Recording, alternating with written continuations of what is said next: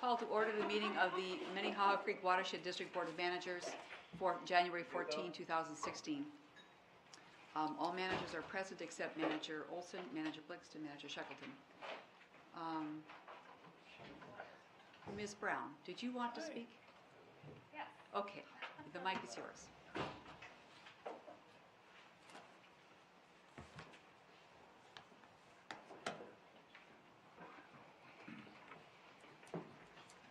Ms. Silver. President White, Board of Managers. Since I joined the district last winter, I've only presented before you a few times, but I can say that in the past year, with the team here, the district has been an incredible agent of growth for me. Between the chance to work with an unbelievably wide variety of people in my position in permitting, to the amazing learning opportunities that I've had in everything from the actual policy and technical aspects of water resource management to project development, communication, strategy. And it's all been pretty remarkable. And in the process, I've learned that I really enjoy working in certain roles and capacities. And as a result of that, I have accepted a new position focusing more on those kinds of responsibilities in the Environmental Assessment Unit at MnDOT at their headquarters in St. Paul, where I'll be working on environmental review of state transportation projects.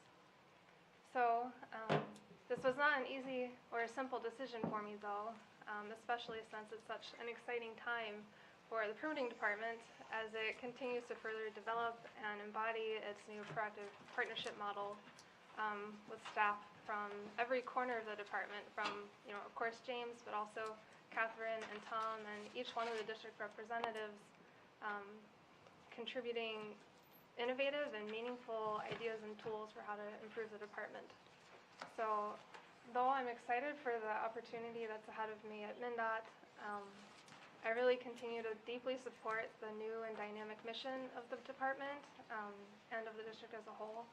And I really can't overstate what a privilege it's been to work with the amazingly hardworking and talented and ambitious staff here, and the incredible appreciation that I have for everything that the district has given me this year.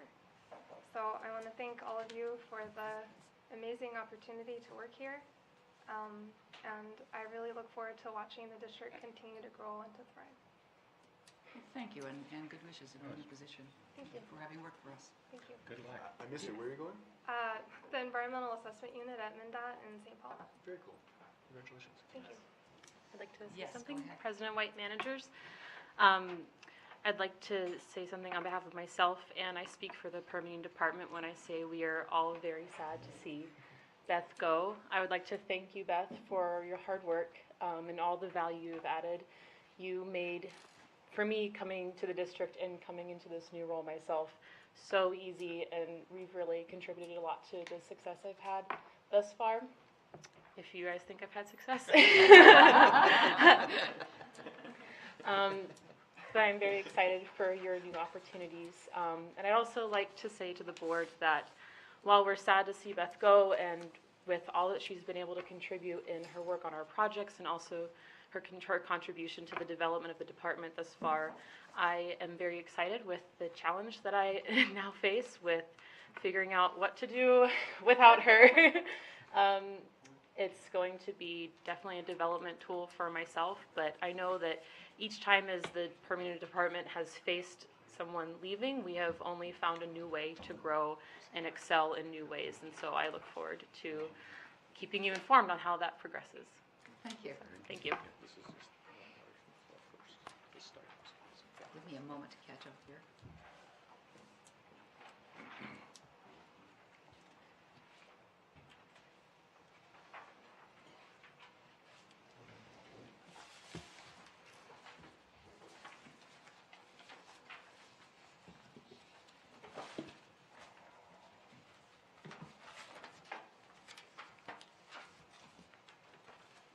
Next on the agenda is approval of the agenda. Are there any changes anyone would like to make? Move approval. Is there a second? Second. Those in favor say aye. Aye. Thank you.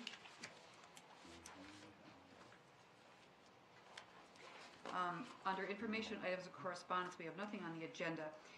There were letters from the engineers for the cities of Tonka Bay and Excelsior to the district confirming that their wellhead protection plans have been approved by the Minnesota Department of Health and thanking us for our assistance, and I will pass those letters on to the administrator.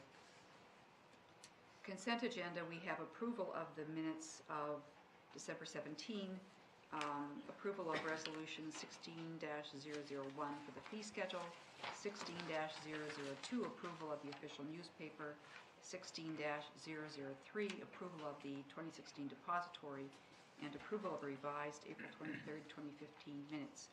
Is there a motion to approve the consent agenda? The resolution that we have before us on 6.3 has been amended, so I don't know, should we pull that? Okay, pulling 6.3. Anything else? With the removal of 6.3, all those in favor say aye. Aye. Opposed?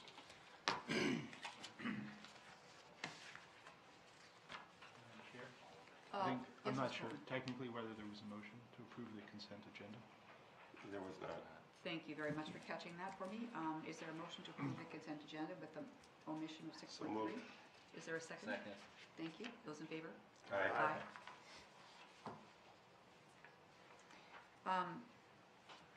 Under board updates, Manager Calkins, I'm going to skip the order, change the order here and put you up first. Actually, I don't think there is one. There hasn't been a, I think it's because the minutes were introduced. Is there anything you'd like to say about them? no. Okay. There was a recommended action in that meeting, line 112 to 14. I don't think we've moved on that. Find my place here.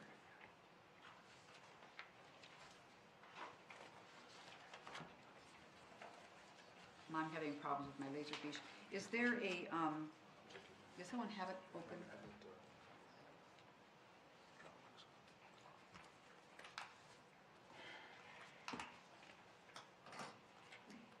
Okay, at line 112 to 114, there was a motion to recommend to the board that we ask staff to advance discussion with landowners on a matter that was discussed in committee. I don't think we've actually acted on that as a board. Does someone have to make a motion for that? Is my recollection correct? Of course not, because that was 17th of December.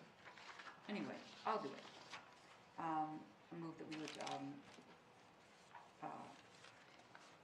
ask staff to advance discussion with the landowners for the project discussed in the area of Pearson Lake. Anyone want to second that motion? Second. Discussion, those in favor say aye. Aye. Thank you.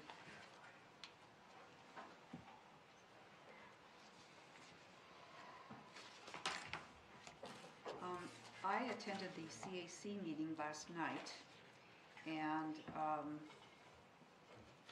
they had 15 or 16 members there. As you remember, we expanded to 17.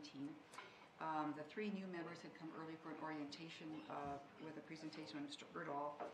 They discussed the comp plan update, similar presentation to that which was given to the PAC and the TAC, which included history and background of watershed law, integration of land use and water planning, and discussion of the 2-track approach.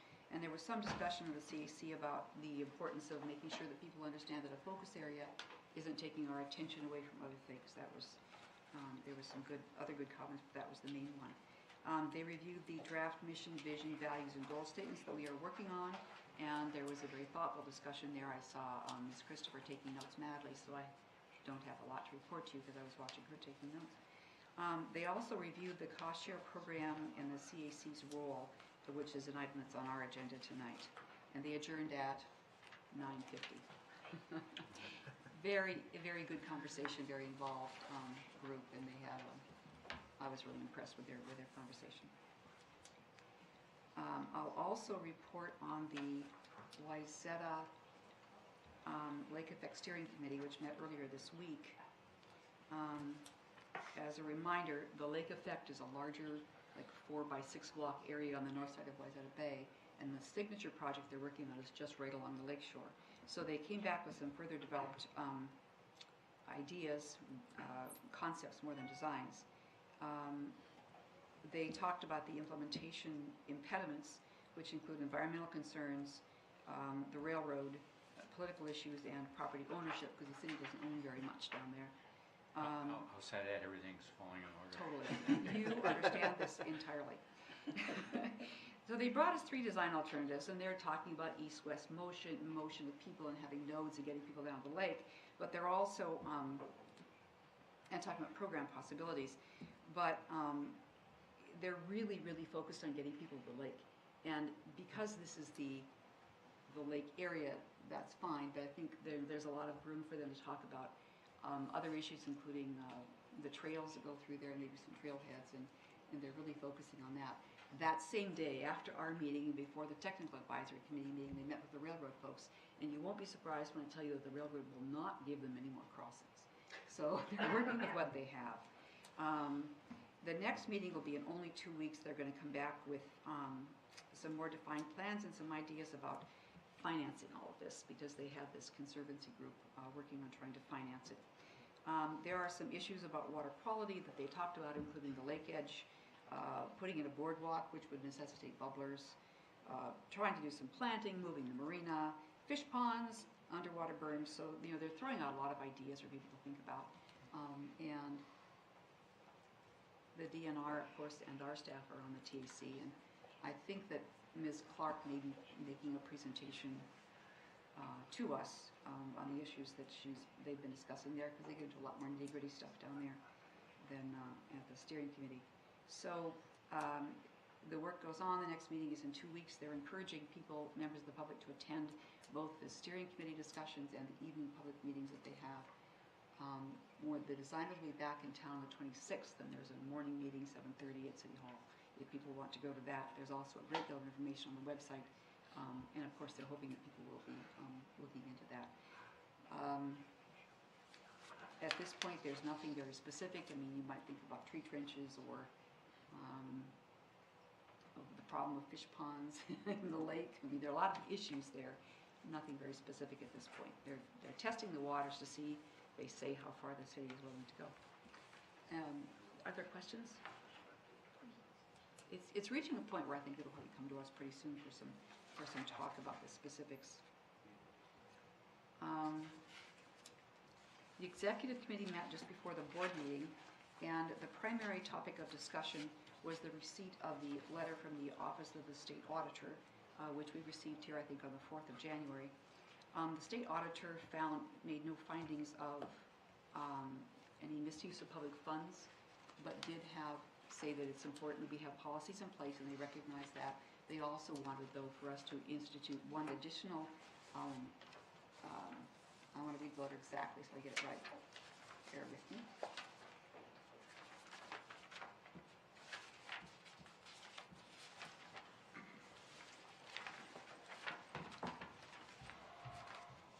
Page 3 is sticking. It said the board should establish a process for reporting any instances of non-compliance with the policies and procedures. Manager Shackleton urged us to adopt this motion that the district clarify a process and define roles and responsibility for board members and any district staff who identify or experience potential violations of law or board policy, and that be brought back, the proposed amendment be brought back to the Board of Managers at its January 28th, 2016 meeting. We will, of course, be having our annual review of governance policies, and we can always look at whether we need to do other changes or incorporate this, blend it in better. But this would be a way of acting quickly on the recommendation from the auditor, that one change. So I guess that stands as the recommendation of the executive committee. Would managers like to discuss that? We can do it now or move it down the agenda. Or would you like to vote on that motion? Wait, I'll move adoption, because I think it's timely that we, are responding to the letter, and it's, we've by and large got policies in place, but, there's maybe evidence of a need here that they've identified, and I think we should respond. Is there a second to the motion? Second. Manager Robbins, any discussion? All those in favor say aye. Aye. Opposed? Thank you for bringing us that language, Mr. Shackleton. Manager Shackleton. Full credit there. Answer many titles. I'm sorry? Answer many titles, not all of them publishable. I'll try to stick with manager. Are there any other reports, any meetings, or committees people have attended since the 17th of December? Okay. The upcoming meeting and event schedule is printed in the agenda, of course. We do have a presentation this evening. Mr. Heyman will be talking about the Meadowbrook Golf Course Ecological Restoration Project.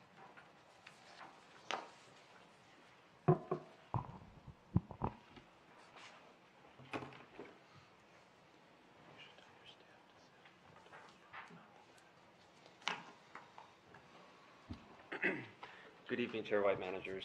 I'm here this evening to provide a brief update on the Meadowbrook Golf Course Ecological Restoration Project. It's been a couple months since design,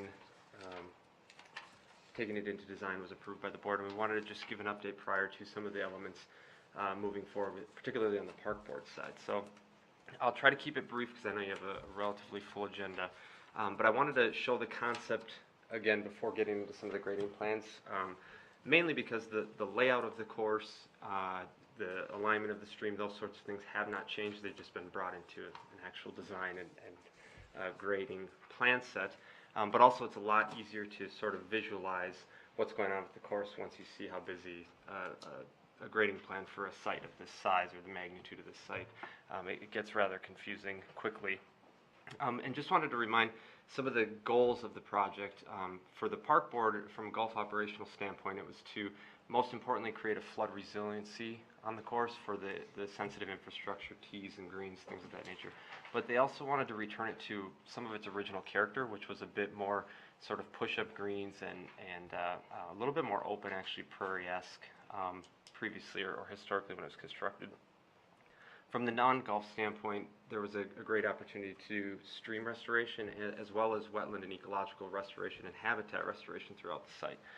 So jumping into the grading plan, and this is fresh off this morning, this is probably about 98%, so it's getting really close. You'll see the stream alignment remains consistent with what was in the concept. It basically doubles the length of the current stream out here. There wasn't an opportunity to add any additional length or sinuosity just based on the modeling and the hydraulics.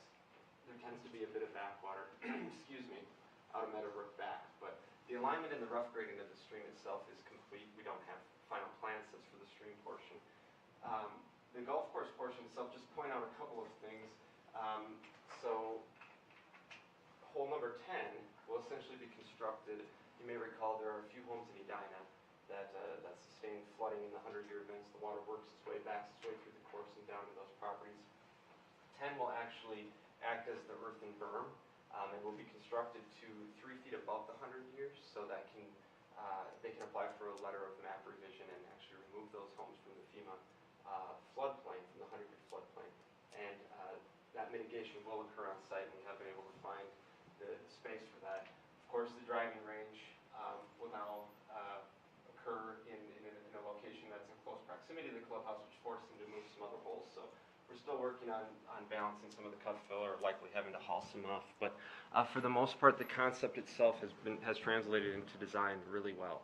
I would say that we're probably in a better position, or maybe we've been able to do a bit more with the ecological restoration components than we had originally anticipated.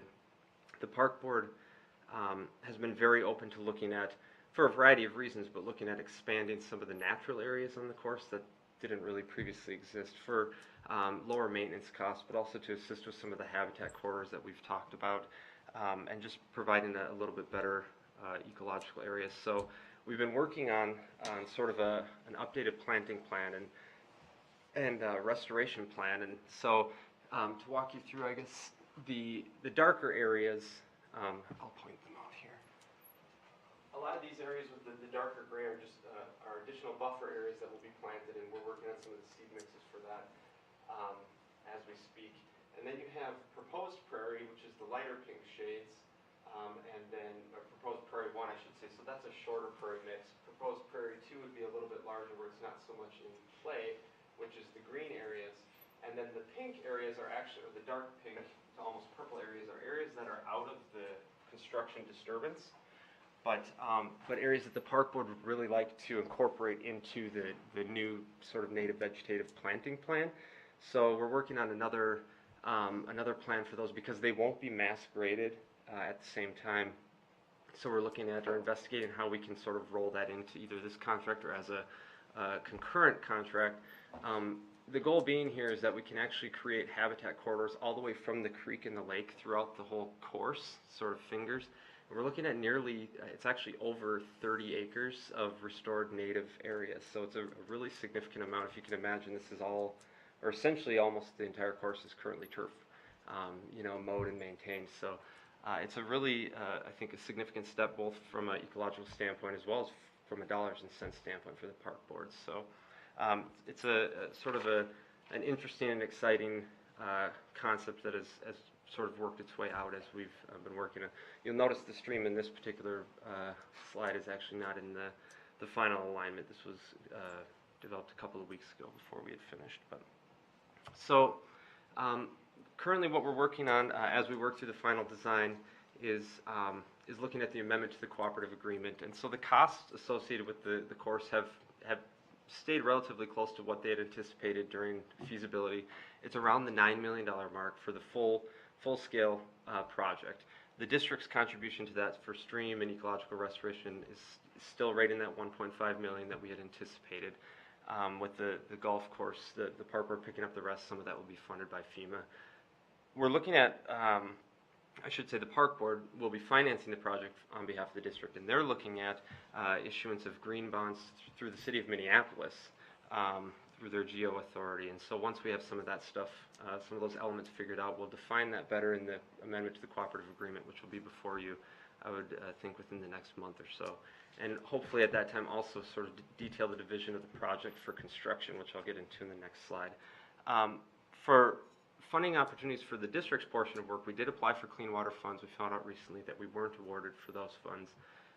Mainly, I spoke with Mr. Christopher Bowser, and because we couldn't put a specific total phosphorus nutrient reduction to the project, it just doesn't score as well as when you have a stormwater facility that's collecting a large area or something of that nature. So, but we did also apply for Hennepin County Opportunity Grant and found out that on the January 26th county meeting, they'll be considering the maximum contribution to the project, which is $100,000. And I'm also working with park board staff right now to develop a Conservation Partners Legacy Grant, which is due at the end of the month. And that could potentially fund for the full native restoration portion, so all of the native vegetation on the site. The program is designed to essentially convert public spaces into native areas in metro areas. So they're very optimistic that we'll score well there. They've received that grant multiple times for a lot of park board projects. So a brief or real quick timeline. The EAW had been drafted, was out for public comment. The park board will make a final determination at the beginning of February. The final design of the course is actually just a couple of weeks out, and they'll release that for bid in early February, with the bid opening the first week of March, or the first day of March, I should say. Stream restoration, we do have final alignment and grades. We have a little bit more time to work on final plans and specifications for that. There's not a major rush, so we're just shooting for that April, May, spring, with the bid process coming midsummer or early fall. The work will actually be conducted in 2 phases, and I should have identified that. On this map, you can see a line that runs right next to the current creek alignment. This is all phase 1 work, and would be constructed with this in this recent summer, or upcoming summer, I should say. And phase 2, all the stream restoration, would be done next winter, so winter of 16, 17. And then they would come in spring of 17 and actually finish grade any of the holes on that particular portion. And what's new, what's changed since we ordered the project for design is the park board is now actually going to allow the course to grow a full season rather than trying to rush an opening in 2017. They think it's just best to do one and only have portions of the course for play.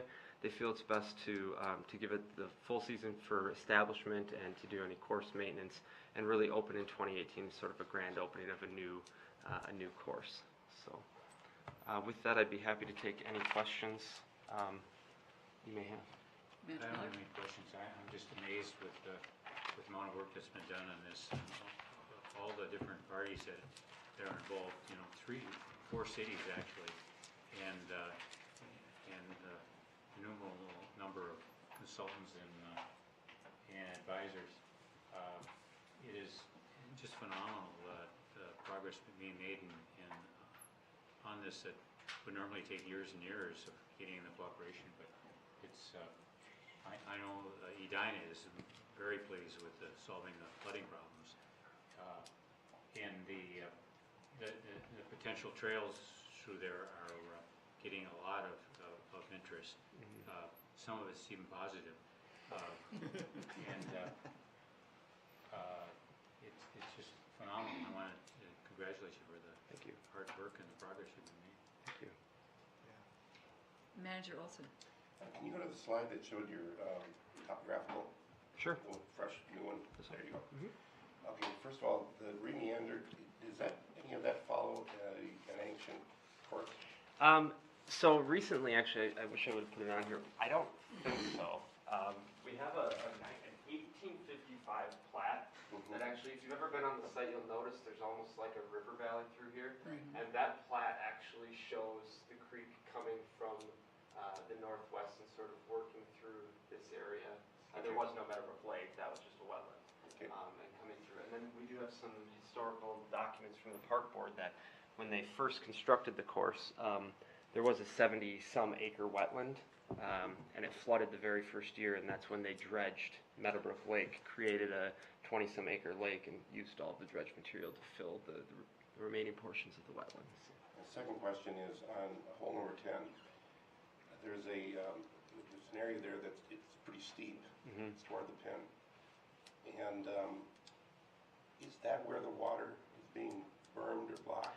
No, so basically all of hole 10, or most of hole 10 will act as the berm. So you have about, if you could see, it's kind of tough, the old grade lines from about here to here. Mm-hmm. So there's about a 1,000-foot area that actually is below that 890.7, which is the 100-year out here.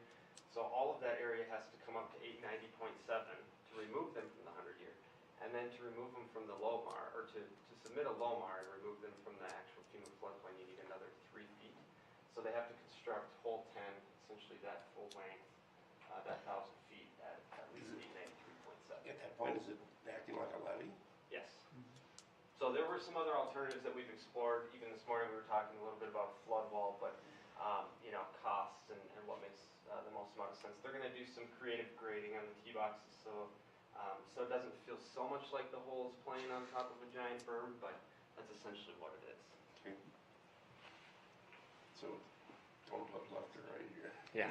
Yeah, I mean, if you have a bad slice, you'll be in the neighbors. Manager Secretary? I'd like to raise a policy question. We have an incredibly positive relationship with the park board on this golf course and with the Hiawatha Golf Course. And looking at Hiawatha, a lot of the discussions at Hiawatha deal with stormwater outfalls and how to manage that.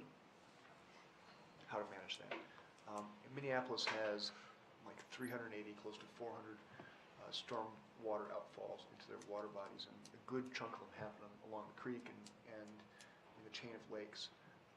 That land is all park board land, or most of it is park board land. And at Hiawatha, we've had a really positive working relationship with the park board as well as the city of Minneapolis. And I just would like to raise and we have MOUs with park board on both golf courses in Minneapolis, on Hiawatha as well. And I'd just like to raise the policy question of whether it'd be worth considering extending a similar MOU to kind of encompass our watershed within the city, to have a conversation with the city and the park board of how we could manage stormwater outfalls more effectively for water purposes. And I don't know what that would look like. I guess I was just raising the idea because I think James and I were talking about it. something that I should not embark on, and I'm not asking to, but I do think it would be something that would be worth exploring. I don't know if that should, we need to start that in the Planning and Policy Committee, or what the process might be. It's just something that I'd like to have further discussion about. Mr. Whisker? Just to respond briefly in terms of how that fits into what staff's already working on. So as part of the comprehensive plan, we have Policy Advisory Committee, Technical Advisory Committee, and we have within the comprehensive plan 2 different ways that we're looking at doing business. One where the watershed district convenes partners in larger regional, more complicated geographies, local geographies, and sort of another model where we develop frameworks where we can be convened by somebody else and fit into a coordinating framework. And so as we've been explaining that, Councilmember Palmisano, Commissioner Musich, the Park Board, and City of Minneapolis representatives have asked questions about which approach might work for Minneapolis and how things fit long-term. And we've had conversations at a staff level in the technical committee with both the Park Board, Michael Schroeder, and Public Works staff in Minneapolis. And what we're leaning towards is what Manager Shackleton had mentioned, and that's kind of the direction that we're going. I think Minneapolis, in terms of a responsive geography, would be one of our our largest and probably most complicated. But it seems to make a lot of sense just insofar as that there's a lot of overlap between geography and authority and mission, and it's complicated in terms of who the regulated parties are up to state frameworks and that sort of thing. So getting all that on paper is something that we have been discussing with the policymakers through that process and with the technical staff, and it's something that I am starting to work on. So just offer that. Thank you. Managers, any other comments? Thank you for raising that. Thank you for the information.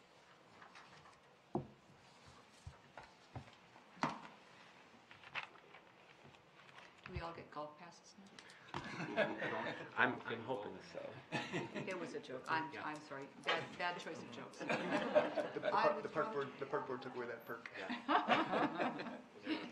Since I don't even golf, it was a theoretical question for me. Took it away, it's gotta be somewhere. Thank you, Mr. Haynes. This is a public hearing. What are we, This was a presentation, not a public hearing. okay.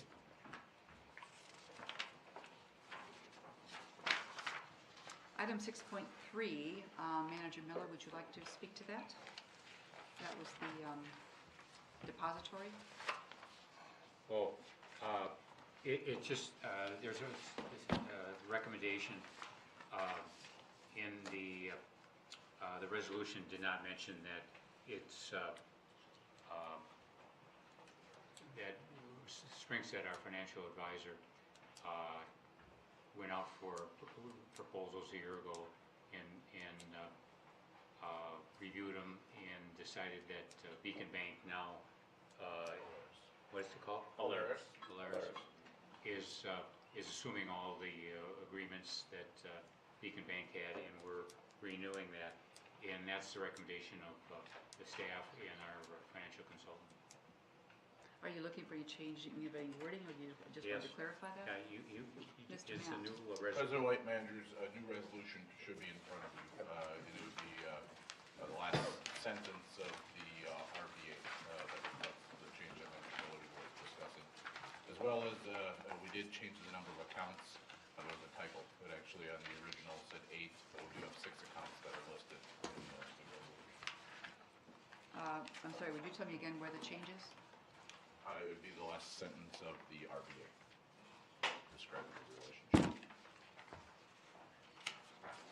And the 8 to 6 accounts is just under the summary on the first side. It says that MCWD currently maintains 8, and that should be 6 accounts. So that was just a typo. And I guess just to be clear, it's the last paragraph before staff recommendation, so it's toward the bottom of the RBA. Okay. That defines Springstead's relationship with the district. Had they waived all service fees before? Is there a motion to approve Resolution 16-003 for action at this time for immediate So action. moved. Is there a second? Second. Discussion? Those in favor say aye. Aye. Opposed? Thank you. I don't have the amended I'll give you. version.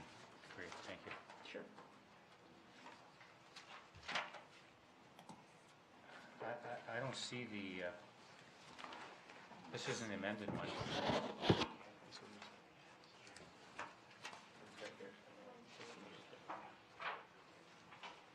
Six accounts. And we wanted the resolution that indicate, to include that. David? Oh, to add it to the resolution? Yes. Okay, you can make that change. Would you like a motion to reconsider? Would you I like a just motion put to it in the reconsider? Pardon? Is it appropriate to have a motion to reconsider to bring this I move to reconsider the previous action. Second. second? Those in favor say aye. Aye. Aye. All right, what is the change, Mr. Manager? I want the fact that we had a consultant advise us, and did the process of going out for proposals, and they recommended that we have Beacon Bank, and we're just changing the name of Beacon to its new name, and including in the resolution the fact that we had a consultant, our consultant recommended it.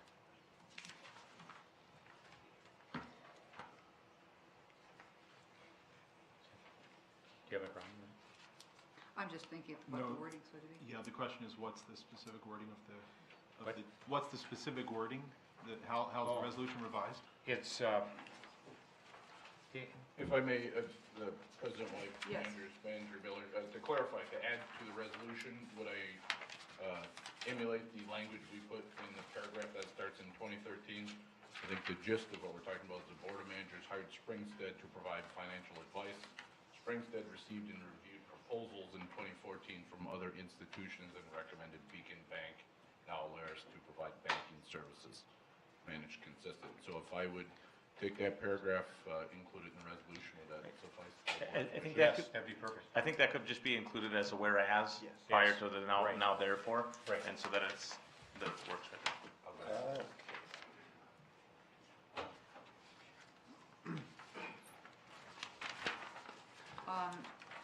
With that whereas addition regarding the recommendation, is there a motion to approve the Move approve. resolution? Second. Those in favor say aye. Aye. There are no exceptions, no. It's clearly, Yeah. clearly not to you, whereas policy. We're on to item 10.2, the election of 2016 board officers and committee assignments. We can do election of officers by a motion to approve a slate or by nomination. I nominate Sherry White for president. Are there further nominations? Further nominations? All those in favor, all those voting for me, say aye. Aye. Opposed? Thank you very much. Is there a motion to approve a slate, or is there a motion to nominate, there is a nomination, rather, for vice president? I would nominate Manager Shackleton. The nominations? Those in favor say aye. Aye. Opposed? Nominations for the office of treasurer? Nominate Dick Miller. Other nominations? Those in favor? Aye. Aye. Opposed? Nominations for secretary? I nominate Kurt Rognus. Other nominations? Those in favor say aye. Aye. Opposed? Thank you very much. I contacted all managers and talked about committee assignments, and it is my recommendation that we continue the committee assignments and board committee chairs as they exist, and Manager Olson and Manager Calkins both told me they were willing to continue as chairs of those committees. So is there a motion to approve those committee assignments? I think you make, I think you make the appointments. Our governance policy says that the president recommends and the board approves, Okay. Correct. so it does need board approval. Move approval. Second. Discussion, those in favor say aye. Aye. Thank you. Thank you very much. As I was talking with managers about committee assignments, I also delved into the question of liaisons and other places where managers represent the board, and I haven't heard back from everyone, so I think that's something that might come back for further discussion, just to clarify and firm up which liaison relationships people are most interested in and how that's working. So look for that at some future meeting. I don't want to commit myself to a date when I've heard back from everyone. Item 10.3, Mr. Mant, resolution to authorization to enter into a contract with Imagine IT. Thank you. President White, managers. As the board is aware, we have a biannual solicitation of services requirement per statute 103B227. So it is staff's recommendation to enter into a contract with Imagine IT for managed service providers, otherwise known as our key consultant for information technology for the district. Staff did, Administrator Erdl informed the board in September we would be going out for our normal RFP process. We're happy to say that we had 12 interested parties. 7 of those firms submitted full proposals. Staff then initiated a review process, created an internal team, interviewed 5 of those 7 after reviewing those proposals, and then narrowed it down to 2, did site visits of their places of business for a second interview, and was happy to report that we've selected Imagine IT. The one thing we want to point out is we've been with Veracity since 2010. We are very happy with Veracity services. Our infrastructure is very stable. It has become so, as the board is well aware. It wasn't always the case. However, when we put together this scope of services, as you probably saw in the packet, we were looking for strategic planning. We were looking for more communications. We were looking for collaboration with our many consultants in IT. So we put together preferred qualifications over and above just the expected stability of the environment. And happy to say that information technology blew the whole team away. They were the unanimous selection. And so staff's recommendation is to enter into a contract and authorize the administrator to work with legal as far as, I guess, form and execution and enter into the contract. There's one note that staff would like to point out. Veracity currently owns our backup solution. And so staff did just put a second RBA in front of the board this evening. Staff worked with legal because Imagine IT provided us a solution just yesterday for backup. And if the board will remember, in our 2016 IT work plan, we've designated a project to determine what backup solution would be best for us. And we envision doing that in February and March. So if the board is so amenable, we would like to recommend that when we put this in front of the board on the consent agenda on the 24th, we use this language.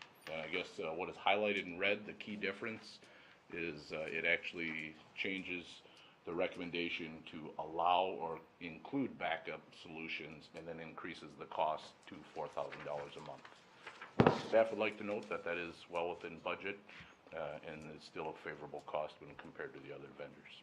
Thank you, Mr. Matt. Manager Miller. Well, it says project cost, it's in the budget. That's not very clear. Yeah, how much is that? Not to exceed, Manager Miller, if the board would allow the amended RBA or the one that was put forward this evening, it would be a $4,000 a month cost. What's the total cost with this current contract without the amendment? I mean, the new proposed contract that you're recommending. $3,100 a month, but that does not include backup services. And I guess for a historic comparison, we've been very lucky. We've been paying $3,400 a month since 2010. Okay. And our infrastructure and our environment has grown greatly. So I think just to clarify that the $3,100 a month was providing the IT services for the district. Without a and then the added up to 4,000 includes that and the backup service also. Correct. So both are combined. So the total is 4,000. The total number per month, Other questions? which is a net savings over prior contract. Thank you. Is there a motion to, before I take another, is there a motion to approve this resolution to be advanced to the board meeting consent agenda. So moved. Is there a second? Second. And your question, Mr. Manager Olson? You made the comment, they blew them away. What, give me 3 or 4 reasons, or 2 or 3 reasons why that term was used. That's a pretty strong term. Ahead of our usual budgeting process, they want to, and they initiated their belief that they need to come in and team up with us to understand our wishes, and then also help identify what in the industry could be the most efficient as well as the best opportunity. So when we asked them to define what strategic planning is in the world of information technology, it was fantastic. And then we asked them, the second thing that blew the whole team away is, we described our environment, core values, personalities, really some of the beliefs that have been developed and implemented recently and defined in our core values. They have the same thing. And as soon as we walked into the organization, they actually have their core values on the wall. And so they defined the most important thing to them, relationships. And they always,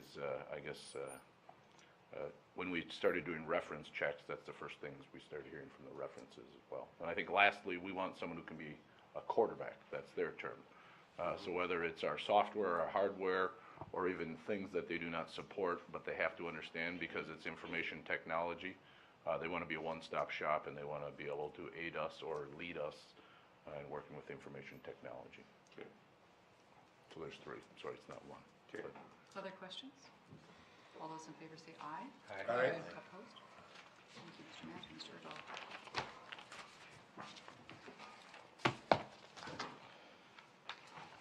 Item 10.4, a resolution, again, Mr. Matt, authorization entering into a 3-year contract with TDS for office phones.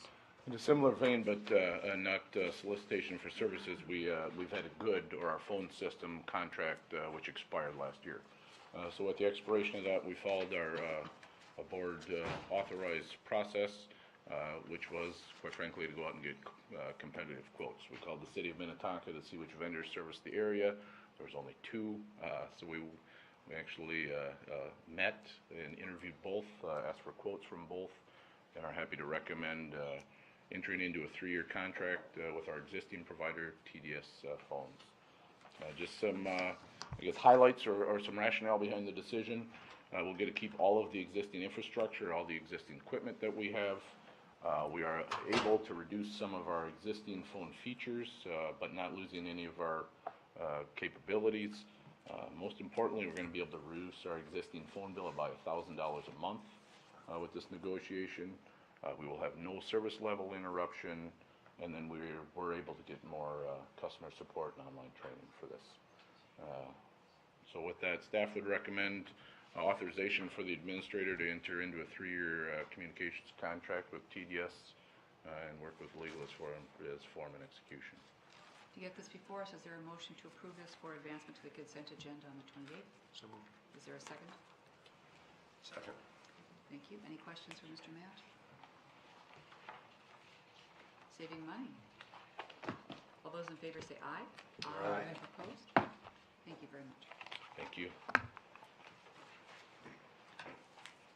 Here comes Ms. Mobley. 10.5, authorization to purchase a Mister's Whiskey Water Resource Data Management System.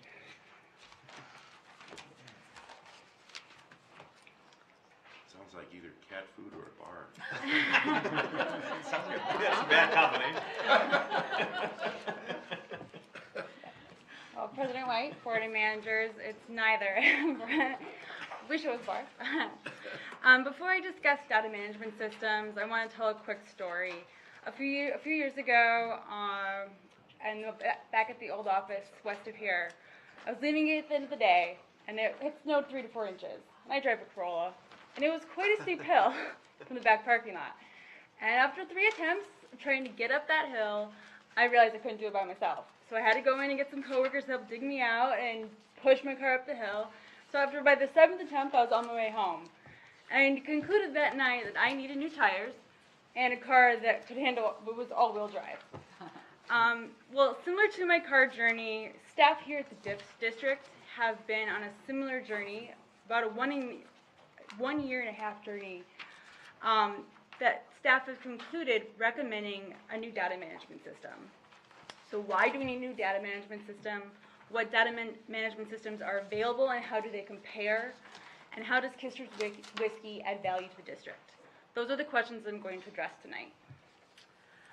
So why do we need a new data management system? Well, Minnehaha Creek Watershed District has been collecting water quality and water quantity data since 1968. That's around 48 years worth of data. And that has built a lengthy and robust data set that characterizes the water resources in our watershed district. However, in the current state, it's not well organized, it's difficult to share, and it's hard and difficult for staff to analyze. The current data management system functions as a data warehouse. It stores nutrient data for lakes and streams and precipitation data. It does not store water quantity and biological data. And with E-Grade, storing and analyzing biological data has become more important. The water quantity and biological data that we do collect currently is stored in Excel spreadsheets. So this is an example of one site on a stream where we collect 15-minute data to measure water level.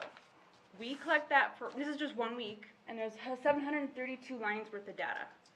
Now we monitor for 15 weeks throughout from thaw to freeze. That's over 11,000 lines worth of data, and we have 9 sites. So this is quite difficult and an awful task that staff tediously work through to check, review, and analyze. It's not our favorite task to do at all. Excel is not the best system to do this in the first place, but this is what a lot of technicians, a lot of statisticians use. We've looked and researched and we found something better. Lastly, our current system does not have any analytical properties available with this current system. All the data has to be exported to Excel or to a statistical software package to conduct any analysis. Analytical capabilities as well as quality assurance and quality control checks are becoming more central for our job. The Minnesota Board of Water Soil Resources is requiring more in-depth analytics in its annual reporting, and the initial self-assessment of the research and monitoring program for the comprehensive plan has indicated a need for more in-depth analysis as well as ability to measure success. Our current system does not give us that capability. So there's a need for better and greater storage, quality assurance and quality control checks, more in-depth analysis tools, and better sharing capabilities. So what data management systems are available and how do they compare? So this table 1 is in your packet, and the column on the left is a criteria that we staff have deemed necessary for the new data management system. The research through analysis and test driving, we compared these systems, the 3 systems before you, as well as our current database. Current database, as you can see, fails to meet most of the criteria. The custom database and the Whiskey, which is off-the-shelf system, meet all the criteria. The reason why staff is recommending to move away from custom database is that's what our current system was. It was a custom database, and staff found that it was very time-consuming to work with a vendor to help design, help build, and sometimes we didn't have the foresight to what we really wanted to design, and it's also time-consuming to test and debug. And then you have a 2-year build timeline before we even get to use it. Where an off-the-shelf product like Aquarius or Whiskey, it's implemented and it's up and running. Staff is using it. Aquarius fails to meet all the needs because it doesn't have biological data or precipitation data storage. And that's something we need for E-Grade. Well, we collect currently. Whiskey, the advantages of Whiskey over other data management systems is that it's more developed in its functions. It's designed for time series for that 15-minute data, but has other modules that connect or link into the main system. Its data is integrated with GIS maps. It has a greater range of options for statistical and graphical output.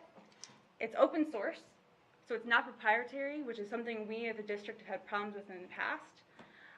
Its upgrades are shared among users. So there's 2 currently local users who use Whiskey, Capital Region Watershed District. They've been using it for over a year, and the U.S. Fish and Wildlife Service. And we test drove Whiskey at the Capital Region office, and it was the most impressive and capable option we've seen. And then as of this month, Mississippi Watershed Management Organization, they're also going to their board seeking approval to purchase Whiskey. So if it's something that you guys recommend, if you guys, at the end of this presentation, decide to move forward, we would be joining a local user group. And then last, there's two more things that put whiskey over the edge, or an advantage for whiskey. It had a flat rate annual fee and support maintenance. A flat rate annual support maintenance fee, which is pretty rare when it comes to off-the-shelf products. And then a connection to other software. So it will connect to Laserfiche, which is our current documentation system. We can store our field sheets, our field data sheets, and pictures we take in Laserfiche, and then connect them to the actual data, to the actual site in Whiskey. So it'll be linked together. So based on this research and analysis and test driving experiences, we really find that Whiskey is the most impressive and capable option among the ones in this table here. But let's look at cost. So comparing custom database, Aquarius, and Whiskey, Aquarius and Whiskey are pretty comparable with the main module and training. Where Whiskey and Aquarius, where Whiskey moves ahead is with the water quality module. Aquarius uses a sister system that we have to pay a $500 user fee per month. So it's per user. So for 3 users, I estimated a year, which is about $18,000. That's an annual fee on top of the annual support and maintenance fee. Where Whiskey, it's a flat, you pay that $5,700, that's it. You got the system, you don't have to keep paying per month per user. Another advantage to Whiskey is the additional modules. You have the biological one that stores and analyzes biological data, which Aquarius doesn't. And it also has an additional module called KeyWis, which pushes data from Whiskey to the district's interactive map. So we'll be able to visually show our data to the public, which is something we haven't been able to do forever, which is something we want to do. We want to share our data. Again, the flat rate of the annual support and maintenance. So the total cost for Whiskey compared to the other systems is more upfront, but we will recoup the cost in 4 years. And something else to think about, over the past 3 years, the Research and Monitoring Department has paid an average of $15,000 per year using consultants to do our statistical analysis. With Whiskey, we plan on doing all that work, future work, in-house. So it would save on consulting costs. And last, with the maintenance and support fee, it's one of the least expensive options out there. So, one more thing to mention is that Research and Monitoring Department was planning on upgrading the current data management system in 2015. Due to our extensive research and test driving and vetting these systems, we weren't able to come to you in 2015 to ask for approval to purchase. So those funds have been carried forwarded and available in the 2016 budget. So we are looking at Whiskey being about $112,000. So talk numbers and talk criteria. Let's actually see what it looks like. So just going to point out, so this is a screenshot of the main system. On the left here is the data tree. There's a place to actually select your data, view of your data in the map. Your documents, so like the pictures and the field sheets. And then the lower tab here is the data, like your raw data, your edited data, and that is actually, you can see in the main view here. So it's documented. We have raw data, you can click on that. If you want to look at your edited data, click on that. How was it edited? It was manually edited. So it's all, the documentation for this system is impressive. And then all the list below is all the different types of analysis that were done on the data. So when your staff overturns, when you have seasonal staff that come in year after year and they're different, or bring on a new program like AIS and they want to look on your data, there's documentation on that.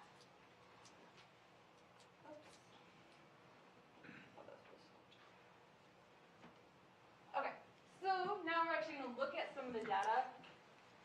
This is actually looking at the edited data of raw discharge versus raw stage. For staff to do this currently would take about 2 to 3 days to compile the data in Excel and and then graph it. Once we get whiskey implemented, it would take us about 30 minutes. So the time saving is huge. Want to focus here on the right this right table. This is every line of data that is seen in the graph. What I want to point out is the quality column. This would document the quality of our data. Staff would be able to say poor, fair, good, excellent. And so when someone requests data, we would be assured that that knowledge we passed on when we share data. Right now, we have to send an email, this week, and equipment failure here. But it would actually be tracked right here. Much more quality assurance, better quality assurance, better quality control. Like I said earlier, right now we have to export our data out of our current system to do any analysis. It's done in Whiskey. All analysis is done in Whiskey. So here's the same data tree. Here's a blown-up version of that analysis table. This is a list of just some of the analyses that can be done. Trend analyses, box whisker plots. You name it, it can be done. If it's not already built into the system, we can actually import equations from other systems and put it in here. So it's very versatile. Quick question about that. You say importing equations from other systems. Would you be leveraging, mention the local user group? When you say equations, you mean from lessons learned from Capital Region or from whoever. And how another advantage of this is E-grade. We're working with Wank Associates right now to build equations to calculate E-grades. Those calculations could be put into Whiskey, and we could calculate our E-grades right in here. Which could be used by Capital Region. Yes. Could be a way to kind of broaden the E-grade benefits. Was Wank involved in the recommendation? No, they were not. They are aware of Whiskey and its benefits, but they were not involved in any recommendations on this. Well, I'm a little confused why, because this is pretty complicated stuff to put together, and it's going to be a new platform, and hopefully it's got all the, you think Wink may have been a resource to tell us what other experiences were beyond the 1 year at Capital Region or whatever, and I'm at least qualified to talk about IT than anybody here, but I've been exposed to new systems being put in place that were going to be the begin all and end all, and 1 nearly destroyed a subsidiary that I worked for at Wells Fargo, the new IT program, and it didn't end up doing anything anywhere near what was proposed, and I'm just wondering if the money is considerable, but more importantly than that, I want to make sure that it does everything that they show in the proposal, because if there's got a way of losing information or whatever, I'm really nervous about that. Ms. Dooley. President White, Board of Managers, Manager Miller, let me relay your fears. I actually did talk to Chris Meehan, our district engineer, about this.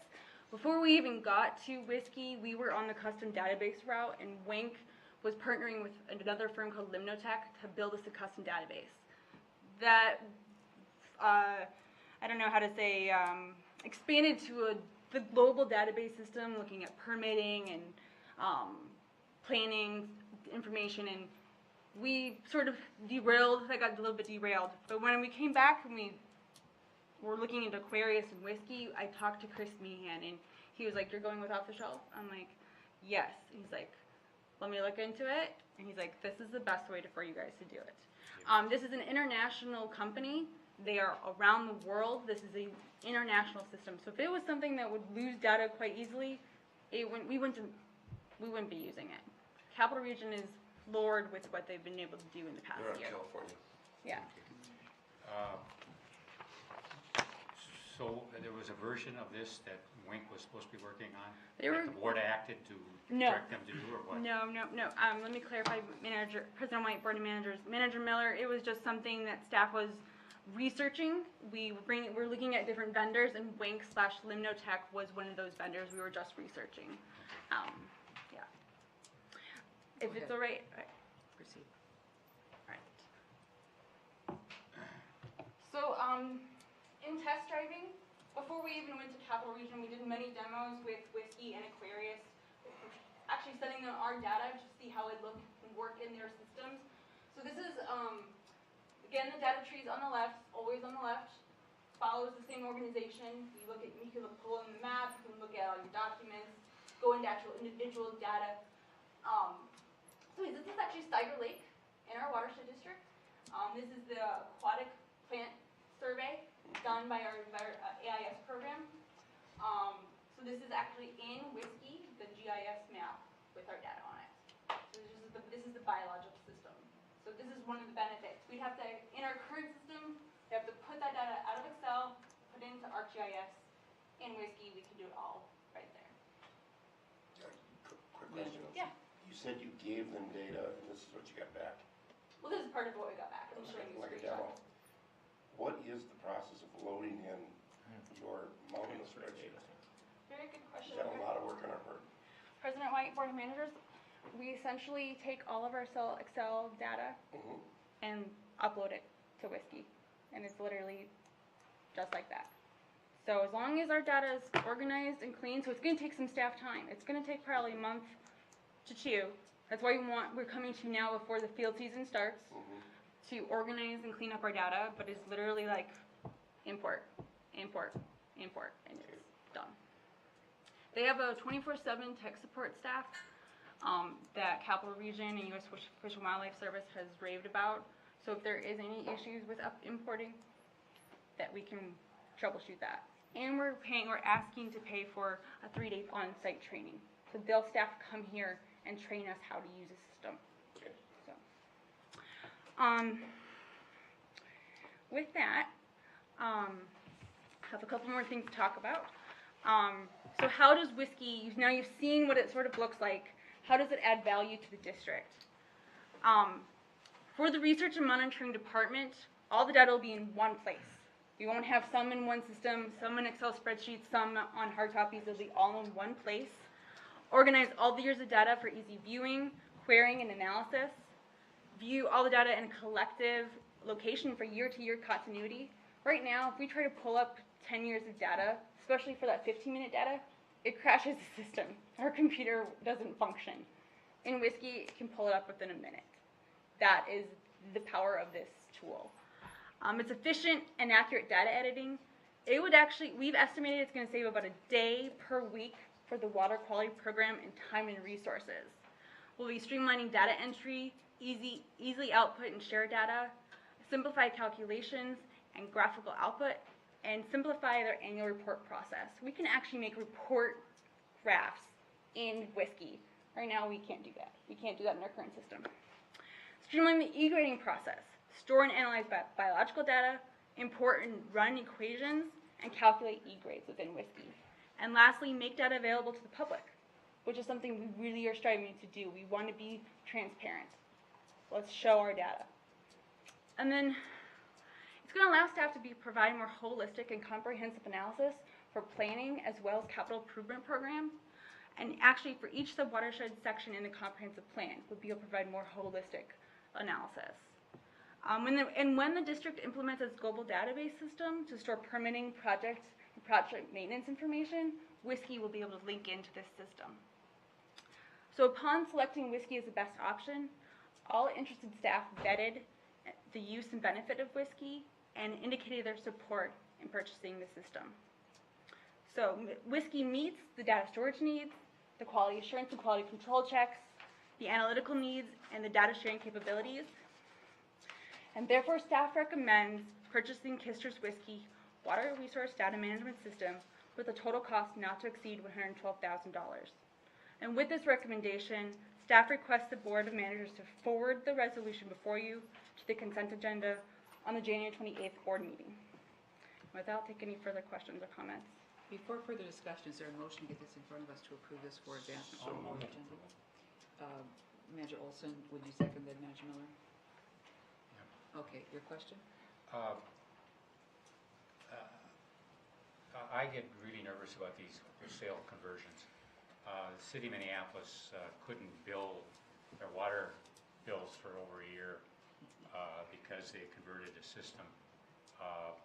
The firm that I work for couldn't find $300 million worth of securities for months. This was 20-some years ago, so don't be worried that might be listening to this, but just these wholesale conversions are just nightmares. And I'd like to have a monthly report on progress or problems that might be encountered. Because if we have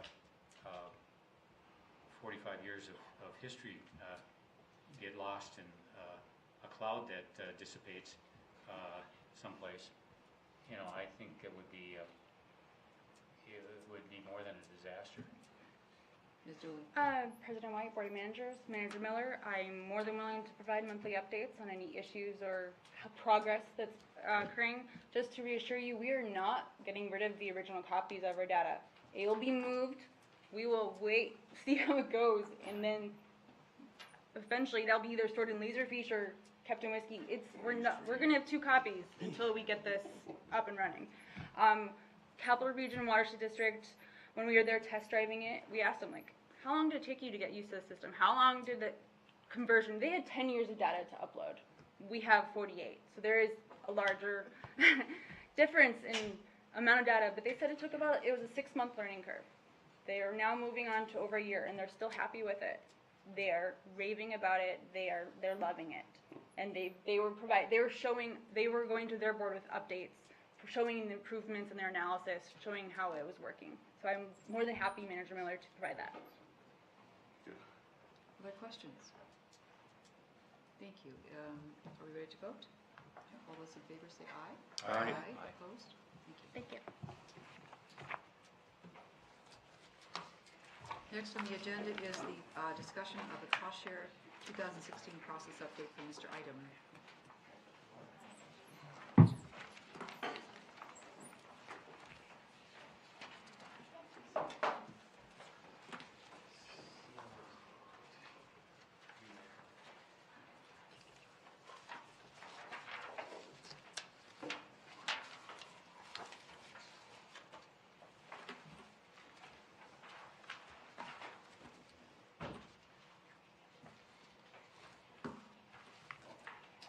Thank you, Madam Chair, managers.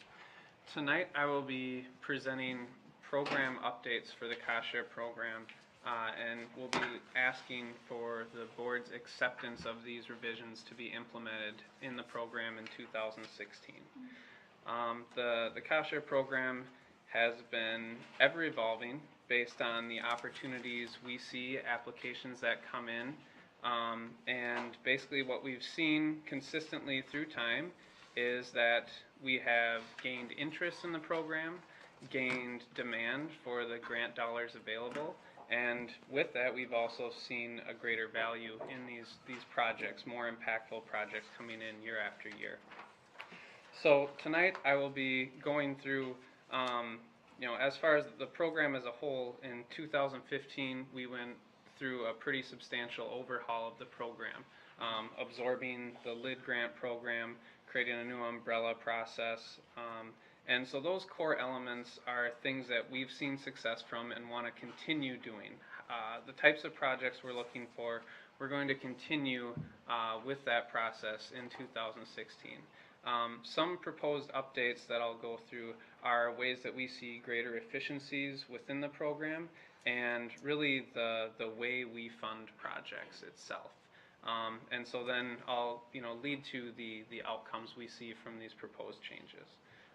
So just to quickly summarize, over the last year, 2015 we implemented basically 3 buckets within the cost share program that each have a focus on what we're looking for out of the types of projects. One of those being homeowner projects, smaller scale residential projects where we're looking to create a behavior change in the community, a demonstration project that others can see, learn from, and hopefully will add community capacity. The community engagement category, one being a focus, again, working within the community on demonstration type projects that are on larger properties that can collect more runoff and be kind of leading the way in demonstration for some of those larger sites, but for the most part they are still limited to the site itself. So the focus being on that education and outreach. And then we have the green infrastructure kind of bucket, which is your more historical, working with cities on regional treatment projects. So all of these always being above and beyond what is being required by any permitting authority. So as far as 2015, some other new things we implemented, we created an evaluation score sheet for each of these buckets. So creating a threshold for what we want to see included in these projects that will kind of guarantee a value to us from them being implemented. There was a maximum threshold between the CAC approval where because there have been more and more projects over time, it felt that projects under $1,000 would be reviewed at a staff level and not be brought to them in a full presentation. What we also established with the CAC was a subcommittee when larger numbers of projects were being reviewed in a short period of time or brought to them in the same month, so that we would review them, go into detail before the meeting, and then make a recommendation to the full CAC where they could pull projects and go through them in more detail if they so liked, but not taking away from a majority of their meeting time. And then, as always, anything asking for over $5,000 would be brought to the Board of Managers. So this is an example of that evaluation score sheet that was used for each of these buckets last year. So everything we're looking for in these projects will stay the same, but what we're going to take out is if you hit a certain threshold, the staff recommendation for how much funding would be for a project. And what we have been doing was always opportunity-based, first come, first serve as an application comes in. When staff felt it was at a point where it was a value project, we would bring it forward and ask for funding. And I'll go through the future proposal of that for this year, but we're looking to go away from accepting projects as they come in, not having deadlines, and going to a more organized set deadline for all types of projects. So looking into 2016, we did have the budget approved for the program, and we had some new initiatives in 2015. We brought a Green Corps member on staff, and looking at all of those things we had done, to continue that, staff felt we would need either help from other departments or another person to help continue all of those initiatives. So what we looked at is further interdepartment collaboration to achieve all of these goals that we have set forth for the program. I don't know if I will go through all of these in detail, but basically meeting with other staff and talking about how we can align, set timelines, looking at, say, inspections for the cost share program. If we have permitting staff in the vicinity of a cost share project, instead of doubling up, could they take on that inspection at that period in time? Looking at drafting agreements and answering phone calls, initial inquiries of the program. If we could get some help from other staff on that, that would be able to open up some cost share staff time to focus more on the projects coming in the door. I think the biggest points, the bullets to key in on here are with the planning department, working on better coordination with city stormwater management projects. This is something that, through the comp plan, we're hoping to further develop as far as getting a sense of what cities' projects are further in advance, and with these proposed set deadline structure for the program in 2016 and hopefully beyond, we'll be able to better align our goals with theirs, see these projects coming down the pipeline much sooner, and be able to be more selective in which ones we see making the greatest impact. And then the other major bullet being the interdepartment team for review of cost share projects. I'll go into more detail with that as well, but basically creating a staff team to look at these larger scale projects, getting feedback from all areas of the district on what people know as either current initiatives or future initiatives that could piggyback these projects or complement them.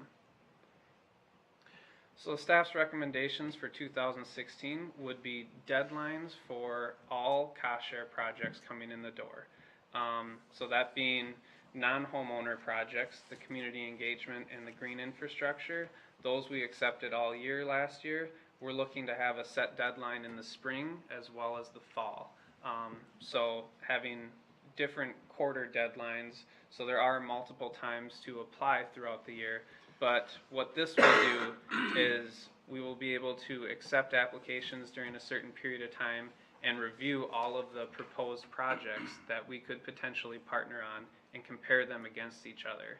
Instead of looking at one, saying it meets a threshold that we would recommend funding, we would be instead looking at having the budget set and then selecting the projects we feel would be the best use of our resources. And then, oh, go ahead, Manager Shackleton. Why spring and fall? Like, are there peaks and valleys as to when people apply? I get the idea of giving people a guidepost and saying, okay, work towards this. But are there ebbs and flows currently? That is a good question, and Manager Shackleton, managers, we're looking at developing projects. I'm currently working on quite a few projects right now that we're hoping to be implemented, constructed in the summer of this year. And then with that fall deadline, we would be looking at projects that maybe would be going into the ground in 2017. So when they are developed to a point, bringing those forward to us, having that kind of 6-month break between them, we're looking to be able to approve and have projects constructed throughout the year and having them separated. So something that would align with, cities if they're going to be applying in the fall for a 2017 road project that would go in the spring, or developing a project through the winter that would then be implemented in the summer, getting approval of funding before. One thing that was brought up by the CAC was a summer homeowner deadline, knowing that and I'll show the calendar next, but might not be the best time for homeowners to be installing projects in July. And that's something that this year, and I'll get to, I don't want to jump ahead too much, but I'll come back to that as far as the reasoning why. So here is the proposed calendar and schedule for the deadlines and review process for the cost share program in 2016. We would be looking at a mid-March deadline and then a mid-September deadline for the non-homeowner projects, looking at a June deadline for the homeowners. And what this layout will do is within a 6-week period, we could receive applications, review them, prioritize them, and get them through the CAC and board for approval, then leaving a month to draft agreements and organize construction before staff shifts their focus into another category of projects.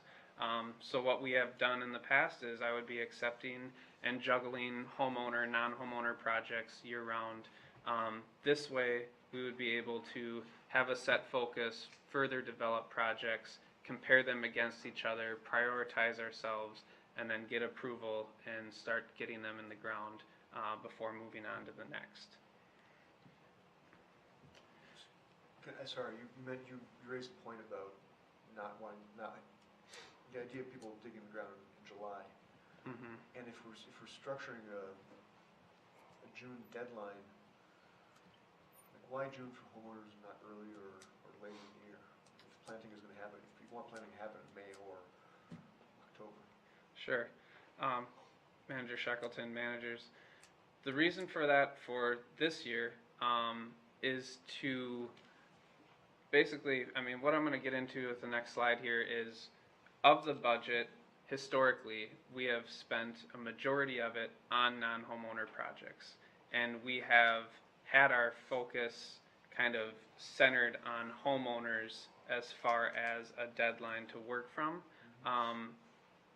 What we're doing this year is creating a focus on what we're spending a majority of our resources on, the non-homeowners, and still being responsive to the homeowners and having a deadline for them. Way I see it with the schedule, having a June deadline, getting approval and agreements drafted by August, there is still a decent time to construct and install projects. It would be in September. Not necessarily looking to install these projects in the heat of July or early August, but getting everything ready so that they could install in the fall or the following year as well. So really it's just shifting the program's focus to what we're spending a lot of our resources on. Thank you. So this is kind of the preliminary breakdown of the budget as far as where we would preliminarily allocate funds. So based on previous years, especially last year, we spent just over $600,000 on non-homeowner projects and a little less than $100,000 on homeowner and master water steward projects. We're going to have a lower number of master water stewards this year than we have in past years, and we're still, preliminarily allocating a certain amount to be open to and responsive to homeowners, but kind of setting that majority of the budget and focus on these non-homeowner projects. So as far as the review process goes, staff proposes that we continue to use the evaluation score sheets we had last year as a tool, kind of the first look at these projects to analyze and see what value we feel at a staff level we can get out of those. Then we will have the established staff team review the proposals at a staff level and make funding recommendations. This would then be brought forward to a CAC subcommittee where we can dive deep into the staff reasoning why they feel projects are worth the proposed funding. That will then be brought to the full CAC in what I have called on here a consent agenda, but something that was done a couple times last year when we had large numbers of projects was basically summarizing all of the projects to the full CAC, and based on the subcommittee we recommend these funding amounts. Things can be pulled and discussed further, otherwise this is the recommendation. And then once it gets beyond that, it would then go to the final board for approval. So the outcomes we see from this basically being, a greater efficiency and enhanced customer service. If we can get more people to help with the initial response on grant inquiries, getting out to them as quickly as possible, more than just one person, that will help increase staff capacity to develop more impactful projects. I will have more time then to focus, beyond that initial inquiry, the site visits, the further development of projects, and then enhanced ability to compare proposals against each other. I think this is kind of the key component here, is that we know we have a demand for the funds. We've seen more and more applications come in. This is a point in time where we feel it's necessary to review projects against each other, and kind of a good predicament to be in, I guess, in that we want to make sure that we're using our resources to the best of their value. And then beyond that, increased ability, track city plan projects, let's meet further in advance, and see what's coming down the pipeline, which are the most impactful projects that we want to be a part of. And with this team-based approach, we feel that it will be a more comprehensive review from beginning to end as far as how we can justify why we recommend the funding for projects we do. And that's all I have. All right. And what's the timeline for bringing this back? So this is basically because the the core of what we are reviewing and why is staying the same. Staff was just asking tonight for acceptance to implement the changes in schedule and deadlines. So there wasn't a formal RBA, since we are going to continue doing what we've done in the past year that was approved by the board. It's just a different way of making the funding recommendation. Comments? I'm really pleased that, as you say, we have a predicament we like, which is we have a lot of applicants we can actually pick and choose, and that you and your colleagues have worked to create a system that will allow you to all work together to make this happen. Appreciate it very much. Manager Miller. I didn't have much understanding of how these rain gardens work. You know, I just drive by them and you see them, and I've been sidewalk superintending a project up in the corner from where I live, and it is the fellow that's doing it, that lives there, is a civil engineer, and the amount of work that it's involved in the amount of materials and the impact. We've seen a couple of storms since he put in most of it. It was just phenomenal. I was really amazed. It was kind of unique because it's on the bottom of a hill, and I had a great interest because the water flows into my yard if he doesn't have a rain garden. But I was really pleased with what I saw and how much actual engineering is going into it, let alone the materials. It's really amazing. If they're all as complicated as that one, Not all of them are, Manager Miller, but yes, his was pretty extensive as far as taking some street neighbor's driveway runoff and then some of his house redirecting downspouts as well. I realized that I had a question of clarification too. The 1,000, 5,000 amounts, that's the grant amount, not the project amount? That is if they exceed that, if the funding recommendation exceeds that amount. I mean, the $1,000 is the amount of the grant that would be given, Yes, and not the amount of the yes, project. yes, exactly. Okay, thank you. Thank you very much. Thank you.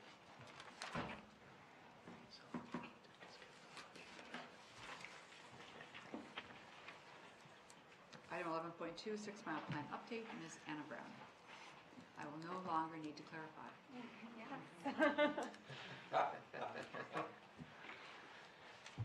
There's lots of Browns in the world. We'll see. And who just comes not our along. staff. And Mr. Whisker.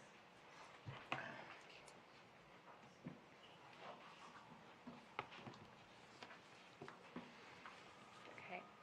President White, managers, I'm here tonight to provide an update on where we are in 6 Mile planning. I was brought aboard to lead this effort, to figure out how we're going to implement planning in 6 Mile. And I've been in front of the Planning and Policy Committee previewing this approach. I've had a meeting with President White and Manager Olson, and we're really ready now, early 2016, to kick off this effort.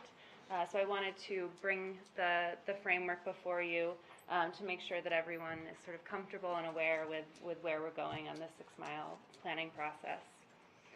So I'm going to provide a little bit of background and then run you through how we're going to be planning in 6 Mile.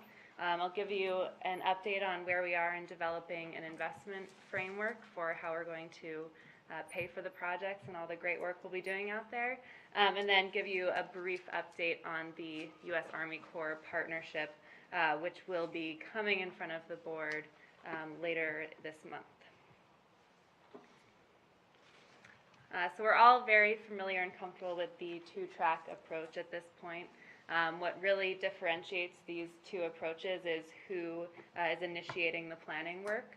Under our flexible approach, we let our partners come to us and figure out how they can best use district resources.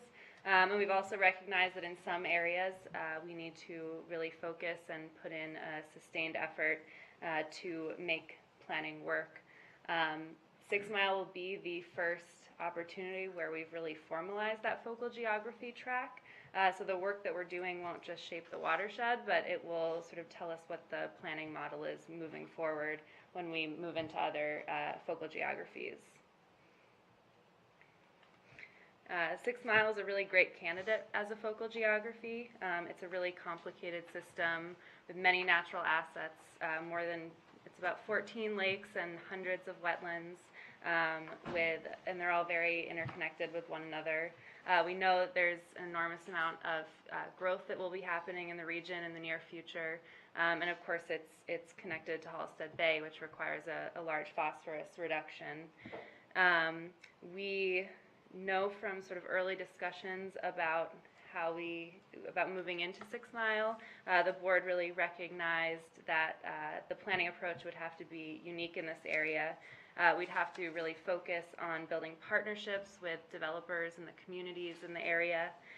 We'd have to make sure that whatever the plans are accommodate the growth and the trajectories of development. And we'd have to approach this from a systems perspective, not just from an ecological standpoint, although that's important, but also to be more attractive to funding opportunities for multi-jurisdictional projects. So the planning process itself is really focused on bringing together and convening all of the different partners in the watershed and figuring out what everyone's doing. We want to make sure that the projects that we recommend and the plans we put forward really reflects the goals of everyone else in the watershed. We know that it will be most effective if we do that. So the main sort of format for convening all of these partners is going to be through 4 to 5 committee meetings. We'll have both a technical advisory committee and a policy advisory committee, much like the comp plan. And I'll provide a little bit more detail on that on the back end, but first I'd like to run us through our approach in a little bit more detail. So the first step of the approach is really what we bring to the table, which is understanding the natural resource framework. We have a really robust data set across the watershed, or across the district, but especially in the 6 Mile sub-watershed, where we've completed the diagnostic study. We're making great progress on the CARP study, and then we're developing an increasingly sophisticated approach with E-grade, and the map that you're looking at here are some preliminary results from E-grade. So once we have that sort of science framework all put together in one place, the next step is to bring in the plans of others. So we start with our sort of natural resource layer, and as we bring our partners in, we find out about roads and infrastructure, both existing and planned. We find out where major developments are in economic hubs. We learn about recreational facilities, and there's lots of other layers here. And with this, as we put all these pieces together, it'll start to reveal partnership opportunities, project areas of collaboration, new partnerships. We've already started to break the subwatershed into more sort of common sense planning units. We're passing out a map now that we've been working to develop in-house. One of our wonderful permitting technicians has some wonderful design skills, so she's helping us sort of put together the pieces in a more understandable, logical way. So we've developed these planning units based on a combination of hydrologic boundaries, so from the diagnostic, looking at some geographic relationships and also ownership boundaries. It makes sense to look at Carver Park as a singular unit. So what you have in front of you is just a draft for now. We're going to be working a lot over the next couple of weeks to get this map into higher and higher resolution, layer in more and more of what we know, both of our plans internally, but also we can start to put in some pieces from other communities' plans. And eventually we'll also be developing plans that look at each planning unit individually.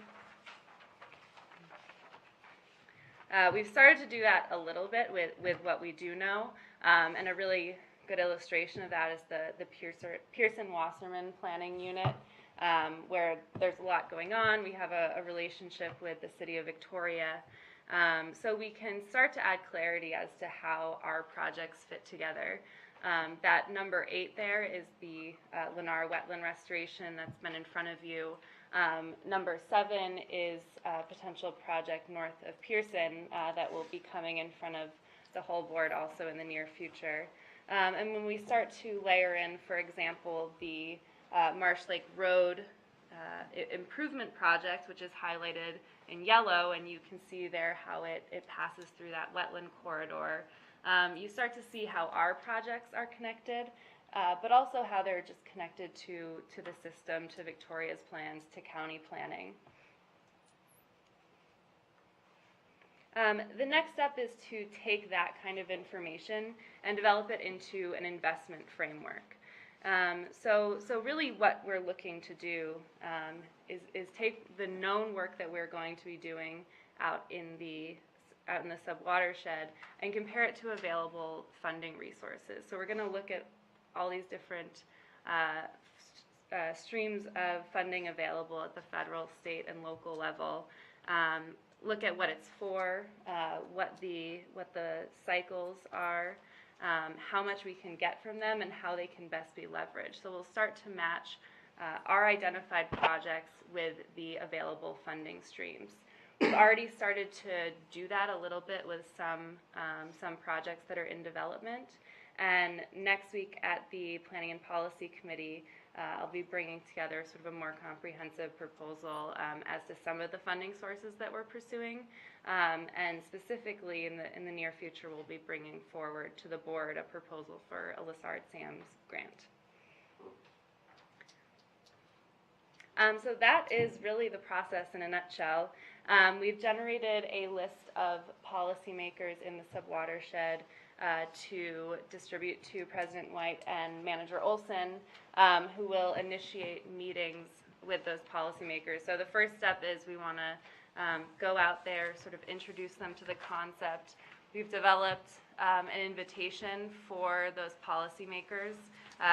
What is being handed out right now is just a draft. It's just illustrative of where we're heading. We'll be sort of personalizing the pamphlet for each policymaker, and we're really just inviting them to the table.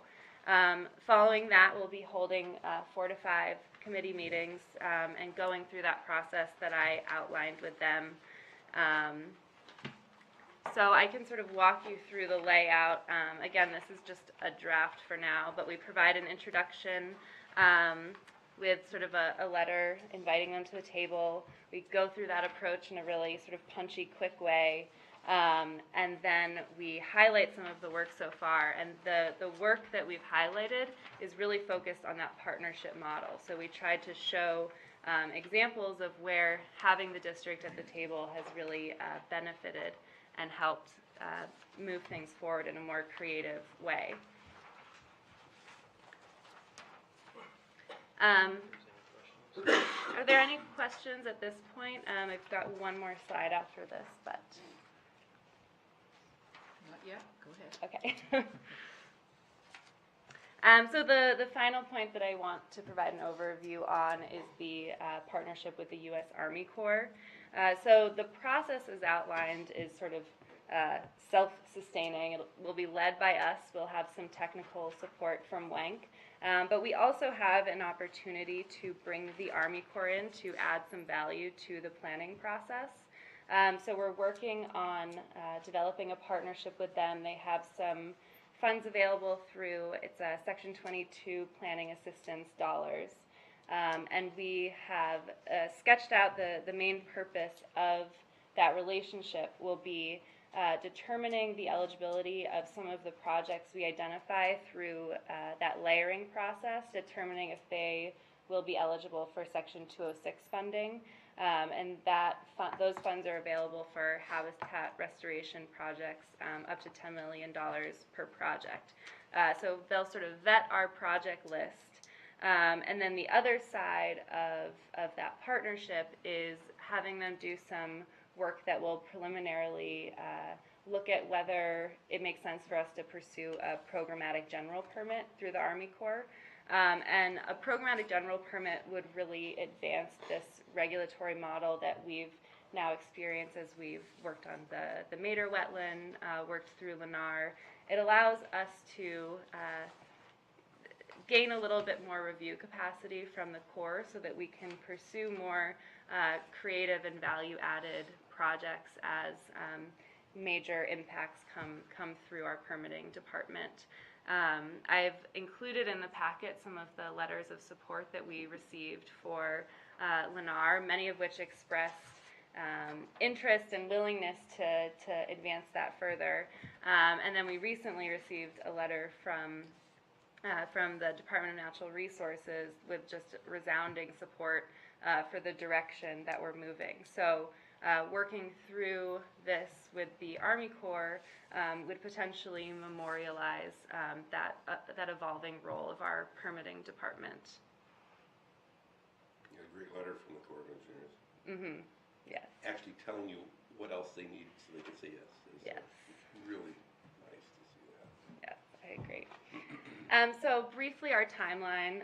So we'll be meeting with policymakers late January, possibly early February, and then moving into the next couple of next couple of board meetings.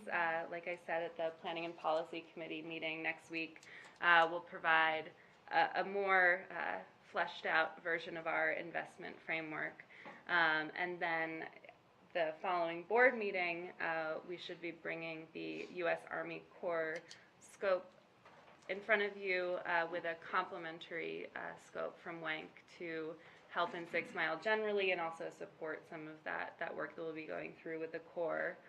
And then I hope to initiate these committee meetings in early March, and once we initiate those, it'll probably be a schedule of every other month with lots of work in between, running us through up to September, October. Thank you. Questions, comments? Manager Olson? Just as a comment, I love this brochure, and it exemplifies where we're headed with our new vision and our new mission and our new, I mean, it gives that detail. Mm-hmm. And I like the way you referenced the Greenway. I like the way you put your own access information in there. Mm-hmm. And it's just really well done. And I didn't anticipate we would be tailoring it. That's another good idea. So that they can. Thank you, Manager Wilson. Yeah. So thank you. Thank you.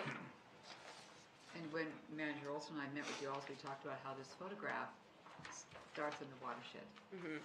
And looks downstream, which is a good view for that. Yeah, thank you. Other questions, comments? Well, wonderful work, thanks. Mm-hmm. Thank you.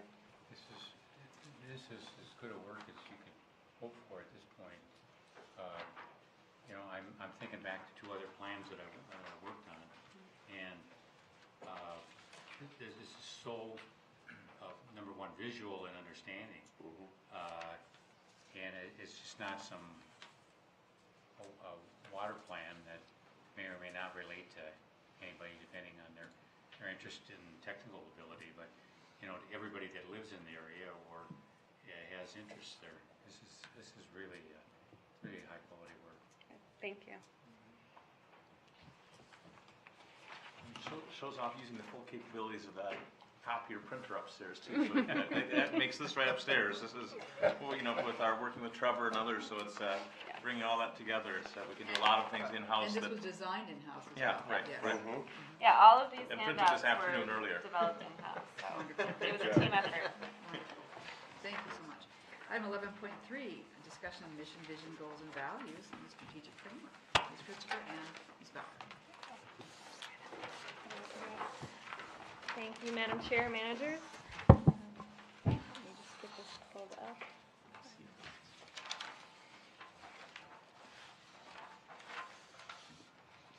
All right. So tonight we're here to review and discuss current drafts of the vision, mission, values, and goal statements. And I'll start by providing some background information, and then I'll be turning it over to Lori to kind of run through the draft statements that we have currently. So, as you remember, in October, the board approved a process to evaluate and align the district's programs using a strategic planning framework. And the first step outlined in that process was to revisit our mission and goals and also develop the new elements of vision statement and values, which we don't have currently.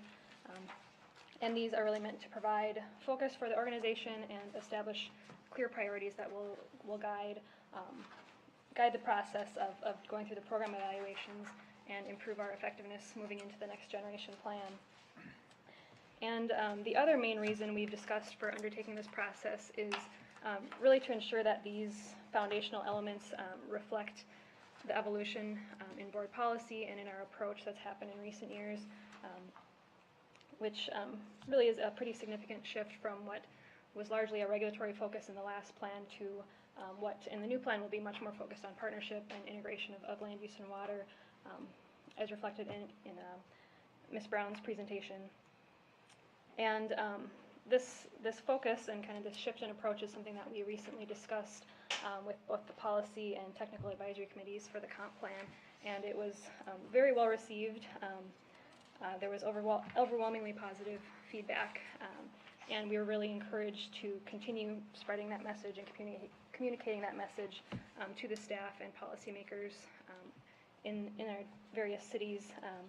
And I think a key way to do that is by incorporating it into these foundational statements and using those throughout the planning process. There's been a number of inputs we've drawn from to develop these draft statements, and we've been working with Lori and John at Himley Rapp to synthesize the information and really try to pull out kind of the common themes and concepts. So where we started was kind of looking at existing materials. We pulled from balanced urban ecology policy, minutes from past board retreats and planning committee meetings, and other things, and again try to kind of pull out what those common themes were that we wanted to reflect in these statements. From there, John and Lori did interviews with each of the managers to get further input and hear from all of the board. And then we did a series of staff input sessions to kind of help round them out and hear from staff as well. And then those first round of draft statements were brought through the Planning and Policy Committee, which helped us kind of further narrow and refine and focus. And then the committee asked that they be brought back to the full board after some further revision. And then last night we also brought them through the Citizen Advisory Committee, who were very excited to be part of the process, and I think are very excited about the direction the plan's going in general. And they were very supportive of the themes and concepts that are reflected in the current statements. They provided some feedback on specific language that they liked or didn't like, and everybody's kind of got a different take and different preferences, but it's good to hear across the board and kind of see what the majority like and dislike and kind of go from there. So for this evening, what we really want to focus on, as we did with the other groups, is start really more with the themes and the concepts of these statements, and try not to get too far down the road into wordsmithing. Certainly we want to hear your reactions as far as words that you like or don't like, so we can kind of refine and bring those back at the end of the month. But really we want to make sure that we've got the concepts right. Like I said, ultimately what we want to know is whether the board feels if these are improvements over what we have currently, and if we're moving in the right direction. And so for the mission and vision, we've got 2 or 3 different options, and I'm hoping tonight we can start to kind of narrow in on a preferred one, and then like I said, kind of go through some further wordsmithing, bring those back at the end of the month, and hopefully be able to adopt something in the near future and then move on to the next phase of program evaluations. So with that, I will turn it over to Lori to walk through each of the elements and kind of recap the purpose of each and go through the draft statements that we have.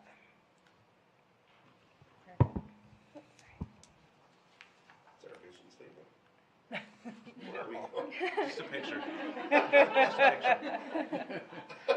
Madam Chair, managers, we thought we'd start by bringing us all back to what are we trying to accomplish in terms of what is a mission, a vision, and how do the values fit to that.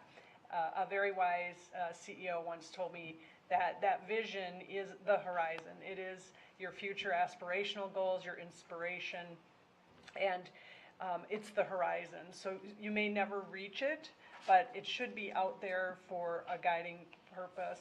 Your mission then is the pathway to get there, and the guideposts are your values. So if you can envision that, and that's what the creative artwork is here to say, where are we going? What are our hopes and ambitions for the district? And so with that, we will do the big reveal. I believe everyone has in their packet received copies of these. And so the vision statement options that we have at this time are a healthy and resilient watershed appreciated and protected by its communities. And the second option, a healthy and resilient watershed where the nature and built environments work in balance to create vibrant communities where people want to live, work, and play. So those are the two, and I'll pause there for feedback, comments. Manager Miller? I don't want to wordsmith, and I'm not going to do it tonight, but I think this is a good start, but I don't think there's anything more important on a policy level that this board is going to do to communicate who we are and where we're going than this exercise. And I'm not comfortable just receiving comments and giving impressions, because I think this is incredibly critical. And it's I don't want to pick one tonight because I don't think they're strong enough. I don't think they're exciting enough, and I don't think they're descriptive enough. There's good progress made, and I think there's been a heck of a lot of input by maybe too much, but I just don't know how we go about doing this, because I'm not going to sit and wait for something to come back that I'm not excited about. And I think we got an opportunity here that we shouldn't pass up. So I hope we're not going to vote on the vision tonight, or other than because I don't think it's ready. Yes, Ms. Bauer, go ahead. Thank you. Manager Miller, what we want is not to vote this evening, but to look at these and say, we like these parts of it, we don't quite like these parts of it, so we understand if we're going directionally correct in themes. Does that help? It does, except it's not exciting. It's not doing what we're looking for, or I'm looking for. Because all this other good work that you hear tonight, it's just phenomenal, and we're not properly describing, this new depth of cooperation and comprehensiveness and all that other things that we're trying to do. Are you saying this really isn't on pointing at the horizon? Like if the vision is to speak to the horizon, this isn't speaking to the horizon? I don't think so. I'd like to, thank you, Will. The idea is, first of all, a question from Ms. Christopher, what timeline do we need to be on to get this done in order for you to be on track for the comp plan? Sure. Madam Chair, managers, I certainly I agree this is a really important step, and I think we need to get it right. And so I think, we'll do what the board feels they need to do to get it right. I am a little eager to get on with the program evaluations, because I know that's going to take some time and is also a really important step that I don't want to fall too far behind on. But I think, we can certainly go into the next month and make good use of our coming meetings over the next month to do further work. And I'm open to suggestions of how the best way to do that. Mr. Wiska? And I would add Chair White, managers, that in terms of timeline, it's really the board's timeline. We've laid out what the strategic evaluation process is, and the genesis for that was really a lot of the programmatic questions that the board generated through last year's budget cycle. And we know that we're heading into a similar budget cycle looking forward into 2017. And so we had talked last October, November about going through some level of initial analysis, whether we complete everything with the rigor we want or not this year, so that we position any budget changes or reductions that we have to make going into 17 with as much strategic context as possible. And this is really the precursor to that. So I would say it's perhaps less about the comprehensive plan, for which the deadline's June of 17, and we have a lot of buy-in and buy-off from our communities and stakeholders for the philosophy, the approach, balanced urban ecology. We already have a lot of support for that, and so that can, this language could go as long as June of 17. The more immediate deadline, I think, is working through this so that we can do, as Becky mentioned, the program evaluations to inform next year's budget. And I guess that's what I think that's the timeline that matters the most. So are you saying that doing this keeps us from starting that, or that this is necessary to that? I think it's a critical part, and you want to get the foundation right. This is going to be the base of your communications framework moving forward into the future. And as I think you all know, it's important to capture the essence of the direction that we're going in a really compelling way. I'd love to We see need- it on here. We need to be close to agreement that the major themes, the components that go into an effective vision and mission are generally there in order to start the strategic evaluation. I don't know that it needs to be wordsmithed to its final level. And I guess as an example,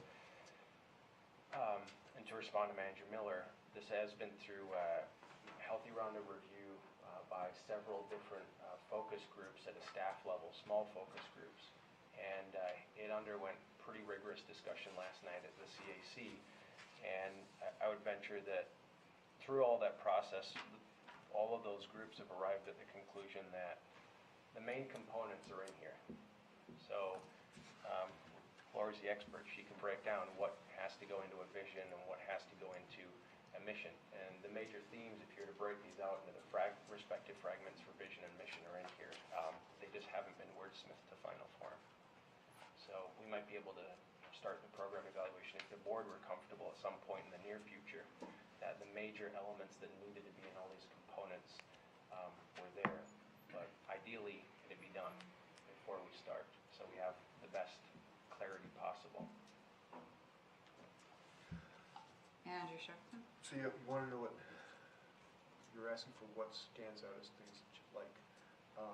I like the idea of, I like the resiliency concept. Can it be defined? Can we define resilience? I think the definition, as I understand it, and please let the experts correct me, is one where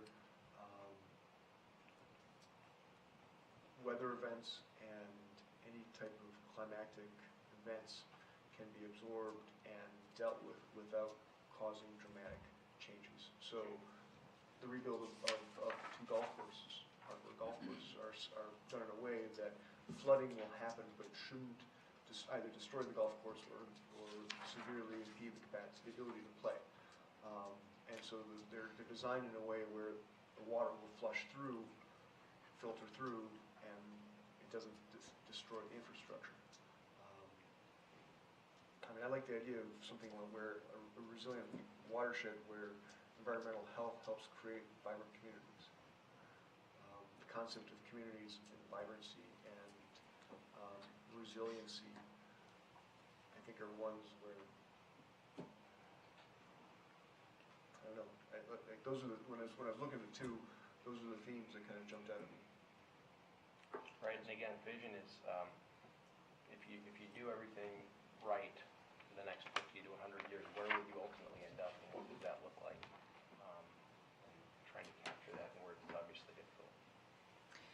Manager Miller, to your point, I'd like to continue this process. I don't want to take forever, because I don't think we'll do a good job, it'll take forever, and then come back and see what we think we need to do for next steps. So I turn it back to you. Thank you, Manager White. So, any other feedback from the Board of Managers on what they like or don't like before we move off of vision?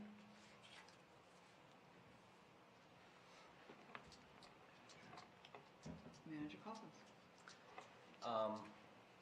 I would agree with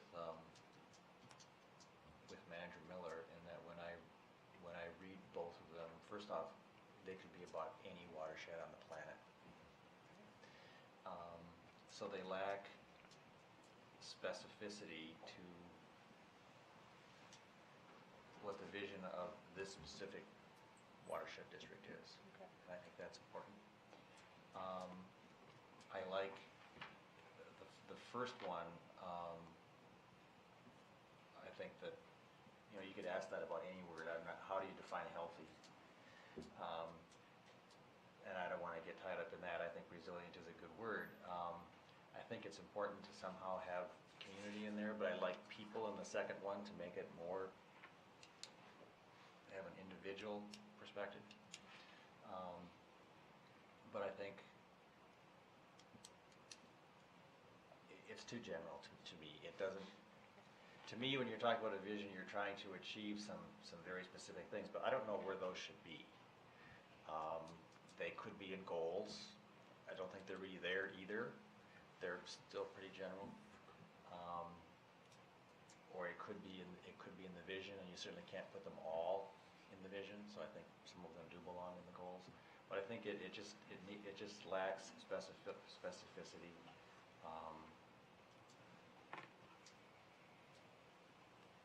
And being tied to this specific watershed.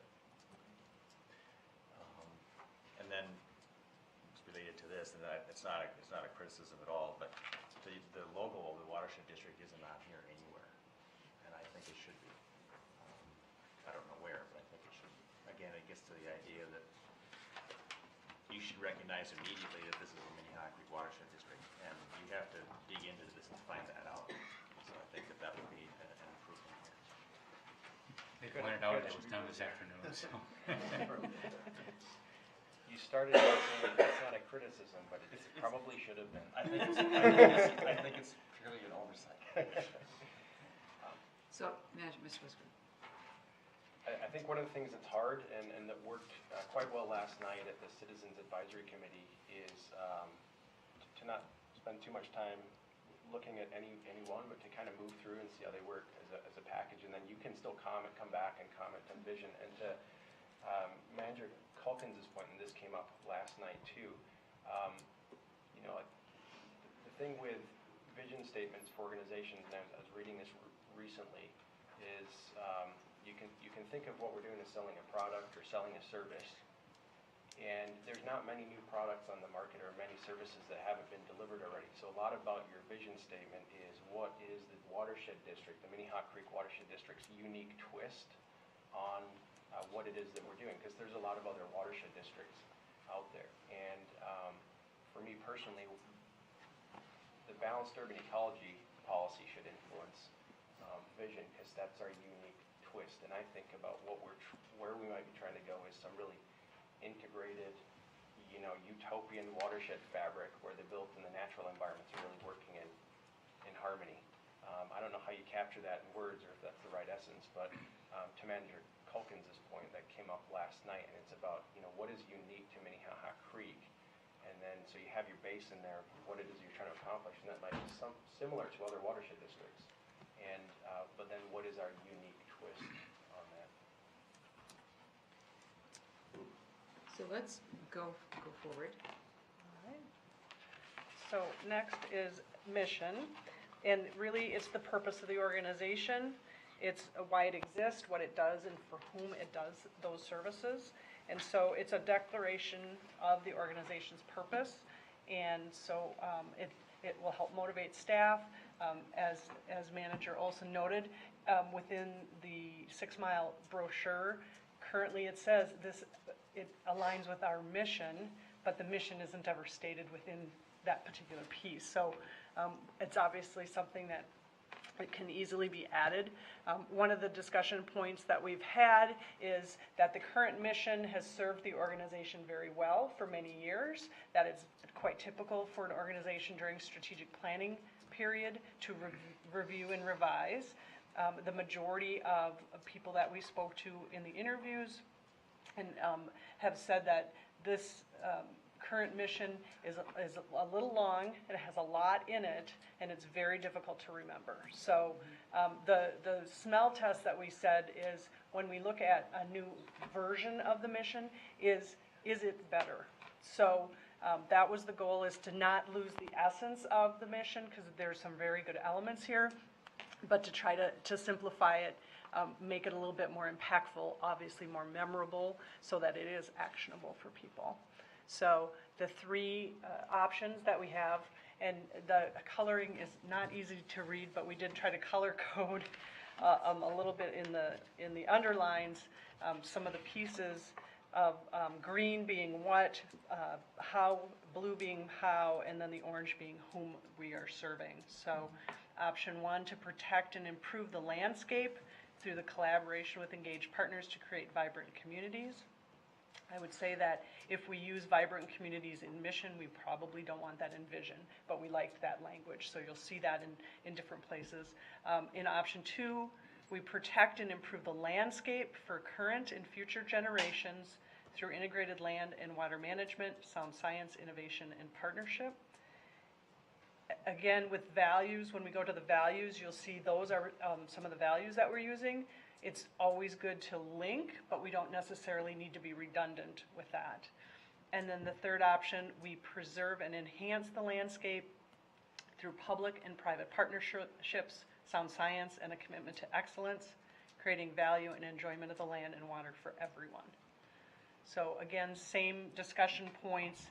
Are there themes that you like, things that just really stand out, or things that you say, we definitely don't want that in our mission statement? Managers, I'll leave that to you. Each of these three options contains a different kind of engagement, engaged partners, integrated land and water management, public and private partnerships. Of those three, I like the idea of talking about integrated land and water management best. It doesn't say who we're working with, but it says what we're doing. Okay. Ms. Olson. I'm almost disturbed. I look at the front line of each one of those, and it looks like we're becoming landscape architects. I don't think the word landscape fits at all. Did you have something to do with this? No, I just... I had not. We talked about it in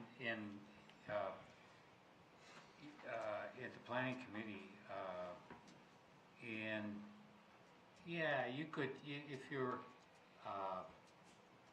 the conventional use of it is, but it's traditional. It's more. It's not just practice. It's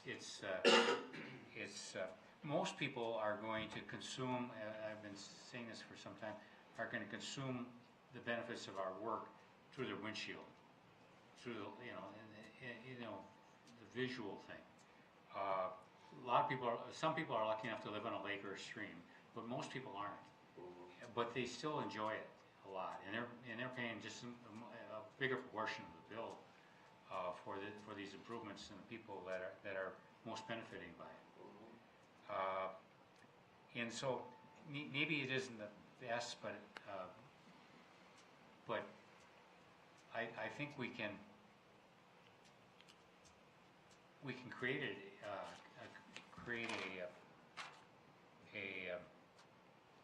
an image of what we're trying to accomplish, rather than just clean water and and just be someone that the environmentalists pay attention to, and not when we say we create value. It's everybody's. It's value for everybody. Not only enjoyment, but value. I wonder if you have a take on this, Manager Brognes, about the use of the word landscape. I like it a lot. In architecture, we talk about, you know, it's like music, you know, it's, you understand, the note when it's, when it's no longer there. And what this is kind of like, well, it's not just water, it's where water isn't. You know, and the juxtaposition of the two, I think, is really kind of an essential question.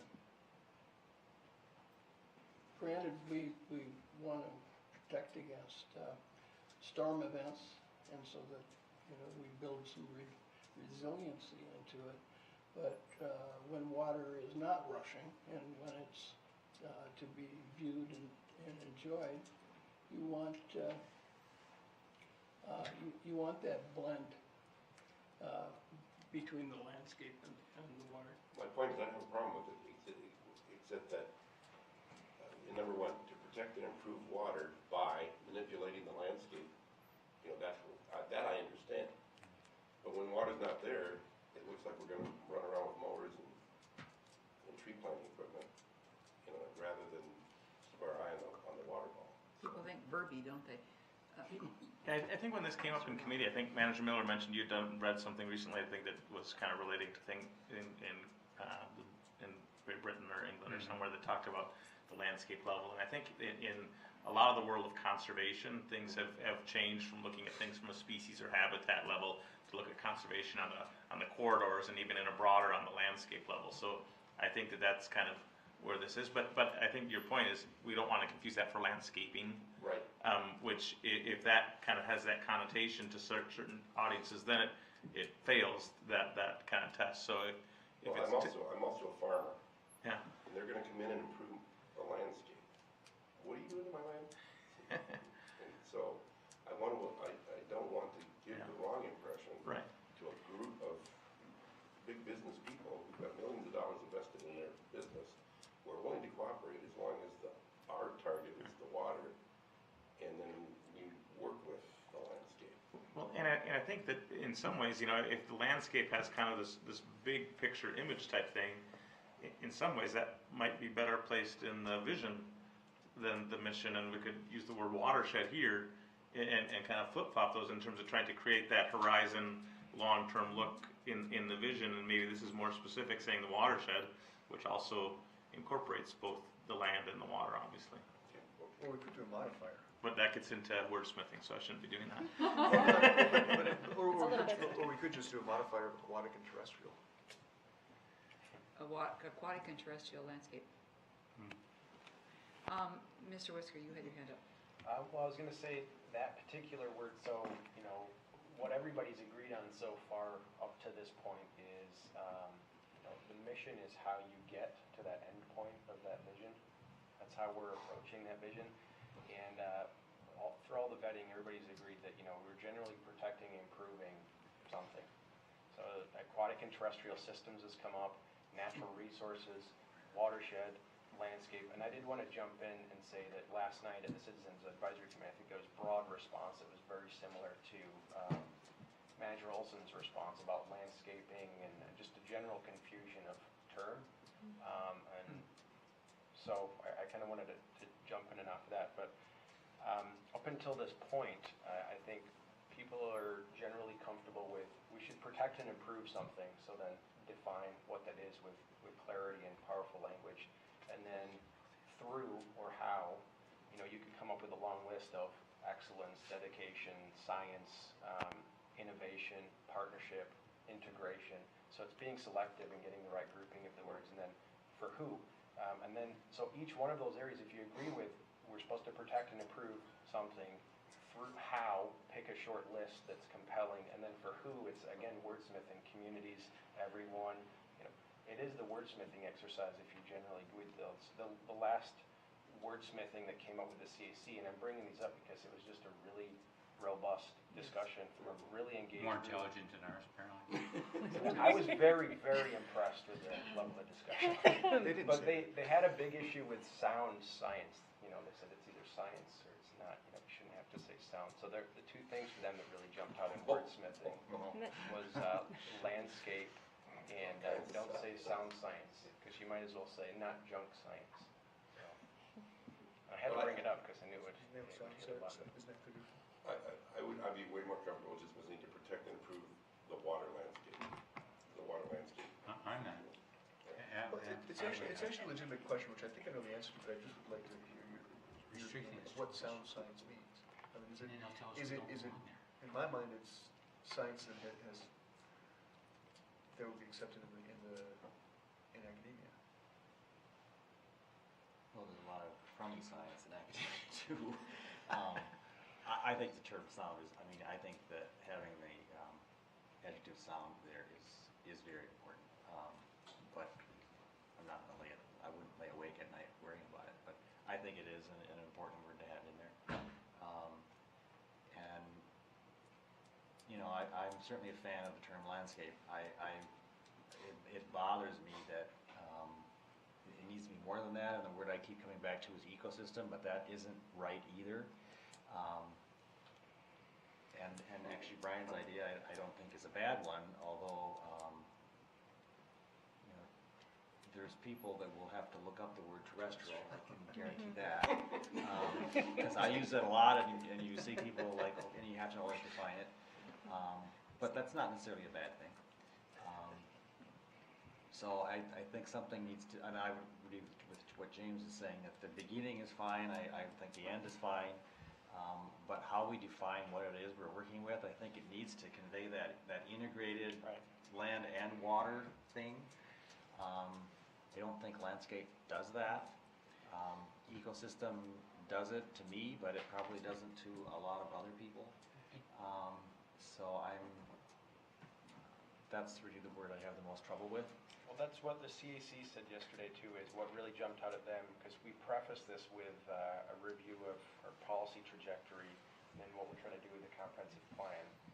And they said, you know, really it's this integration, which maybe that's not the right word in landscape, it's just how you wordsmith that. I think everybody kind of agreed with the protect and improve, and for who it's how you capture this level of integration of built and natural that we've talked about for a while.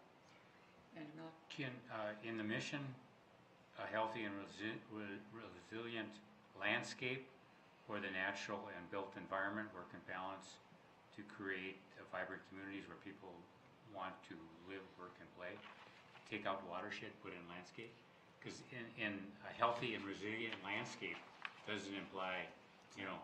Yeah, that doesn't imply a backhoe or a skid loader. It actually is that bigger picture level. What's your reaction to that, Jim? If I had to choose between two words and they were watershed and landscape, I would choose watershed. Okay. Because that's what we are. And I don't think we want to stray too much from that. I think, going back to the vision, the second vision statement, I think there would be pushback from that in that it seems to really broaden the district's charge into things that people would say the watershed shouldn't be involved with. I think the watershed has a role to play in some of those things, but it's a stretch, I think. And again, if I had to choose between landscape and watershed, I would choose watershed. And in option 2, we're saying integrated land and water, so in that case, landscape might be redundant. Yeah. If you, even in 3, by creating a valued landscape enjoyed by everybody. I'm just adding the word. Substituting watershed at the beginning, using the landscape at the end. Creating a valued landscape enjoyed by everybody. My pen just died. I'm gonna go for it. So we're good on concepts, words. We'll take that every day of the week, good in concept. Is that correct? Good on the concepts? We're doing something to improve something with partners for somebody. I like that version. Did you get that down? I am really a wordsmith. Joe, you can work with that, right? In terms of kind of the word science and having a qualifier for that, is that something, there's other qualifiers, things like state of the art, relevant, current, and there's different ways to, Popular. yeah. Does Yeah. the statute say Junk. sound science? It does. Yeah, Yeah, the it- statute says sound science. And our current mission statement says sound science as well. But that's not That's where that originally audio came from. science, right? Yeah. Audiology. Oh, so, sorry. Somebody said that in Audio CAC last night too, I Yeah. think. It's about how your speaker works. It's a bad joke. Okay. Keep moving. Yep. All right. If there are no other comments, we will keep moving. All right. Oh, I'm not satisfied with it, you know. But, you know, I'm only one of 7 votes, so. Well, and this is not a decision, this is. No, I know, but, you know, we're modifying everything to a point where it's not gonna be exciting, and, So words convey excitement to you. What are you thinking?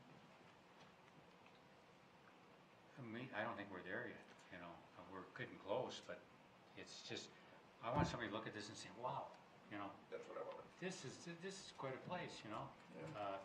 You know, we have all these wonderful resources. You know, Lake Minnetonka, well, I mean, you know, how do you duplicate that? And these creeks and all these wetlands and the chain of lakes and all this stuff. And, you know, we're supposed to be protecting that, and in the same time, it's in a built environment where there's all kinds of development and redevelopment, where if we get people enlightened and excited about what we're doing, they'll implement stuff that further enhances the environment through their building activities.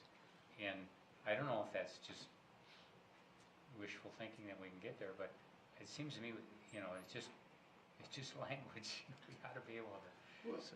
We've had the same thought in some of the other groups and staff groups and others that want to make it more exciting, compelling, dynamic, you know, it has to be stronger. So that's kind of been a consistent thing that we've heard before too.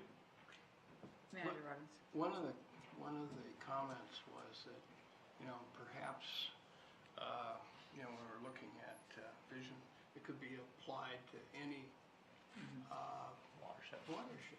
Now, what is really unusual about this watershed are, you know, some of the really unusual assets of it.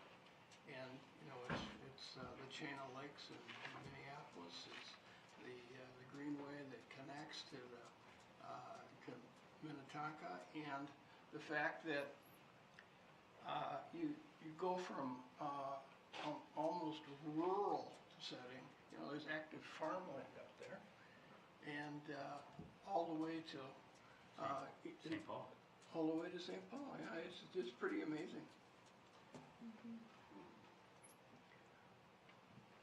I don't know I like that. if there's any way of being of saying that, but I think that is really one of the most attractive parts of this. It's also the largest tax base. It's the largest tax base watershed in the country. We don't want to talk about that. We I just, know. we just want to use that. Chesapeake Bay is perfect. Yeah. Yeah, no, I understand that's not one of our visions, but it's what it is. You know, I was, So, the one phrase I just came down with was like this organization, when I think about it, we partner to protect, improve land and water for current and future generations. Like, something of that is something, like that kind of phrase is something that a farmer who is a big scale businessman, who wants to do his job, cares about big ideas so his kids can swim in their pond, but really cares about his bottom line. He's got to keep the cows out of it, then. I like the fact that you turn partner into one of those first verbs. Yeah, because that is really what we're trying to do. I mean, we're not just about being the good environmentalists anymore. Mhm. And I think that our goal is to have something that the environmentalists say, yep, sure, of course, but so too do people that don't really care about the environment. Or they don't But they understand the impact. they aspire to the value, but they don't Yeah. invest themselves in it. And I kind of like what you're talking about there. you know, and maybe it's, you know, the other thing that I think is really unique about this group is the whole idea of partnerships. And maybe we should partner to protect and improve. I like that too, it's the essence of, you know, it's not just partnering for the sake of partnership, and I think we've taken a buzzword or jargon word that's kind of thrown around a lot in terms of partnership and really taken it to the next level, and it's to the center of almost everything that we do in every program and every department. It's how we get the work done. Another way of, that you phrased that, partnering to protect and improve, answers a question that you, Manager Calkins, raised about our name isn't in these statements, but it could be, you know, MCWD partnering to protect in, you know, some kind of rollout of that, tie them together. Strong language. Manager Olson. We talk about partnerships, but that's vague. And then in here we talk about understanding the work of others. That's pretty direct. And that tells those people, oh, they have a role to play, and they're listening. Okay, so now I think that's what Manager Miller's trying to get, is to get Lennar excited, to get the Corps of Engineers excited, to get Carver County excited, to get Victoria excited, and the 6 Mile Creek project. If everybody's like, whoa, that's a bus I want to ride on, that's really what that is. So partnerships, there, but you know, we understand the work of others, and we take a leadership role in understanding the work of others to get this done. See that? I don't like that other comment that says we're committed to a leadership role. We're a leader. Boom, lead it. Get that word out of there. Get the word committed out. There was another word in there in the previous thing that it seemed like it didn't need to be there. But this is extremely powerful because it says you're all involved. We care about what you think, and we're gonna. You don't have to carry the ball. We're gonna carry the ball, and you guys are all gonna be part of the team. And so I'd love to get that condensed so that we don't see this word partnership. It's funny, everybody's saying the same thing, but the words aren't there. Yeah. Well, it's good to get that excitement in there. I think that's really, thank you for those comments. That's good. Yeah, I think there's some really good takeaways here that we can work with. You know, definitely the theme we've heard from all groups when we talk about the how we do the work, the partnership is the one that is really most important. So I think putting that kind of up front in the sentence shows that, elevates the importance, rather than it just being kind of in the list with the others. And I do really like the idea too of kind of calling out our unique resources and having that incorporated into the vision somehow. So I think that's something we can work from. Very good. So moving on. You know, the two words, no, we're not moving on. The value This is and a enjoyment, trifecta. I think those are really strong words. You know, if I could even say value and enjoyment. Because the value of the natural environment by enhancing, preserving, improving, and in the built environment by taking advantage of proximity to the natural environment and creating better solutions for runoffs, etc. You know, and so I think those are two really value and enjoyment are equally important.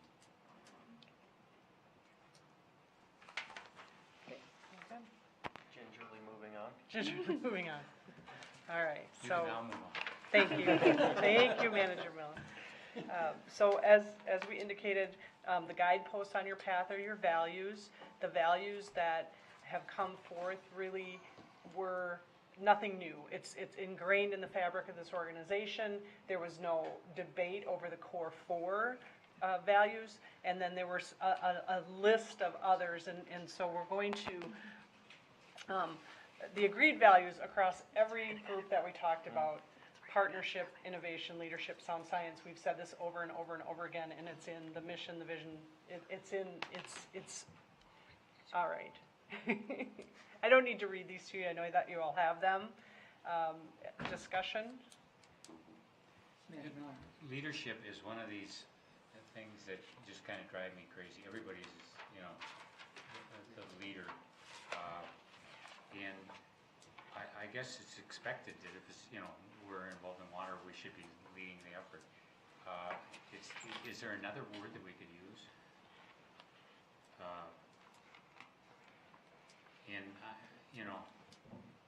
Offensive line coach? Yeah.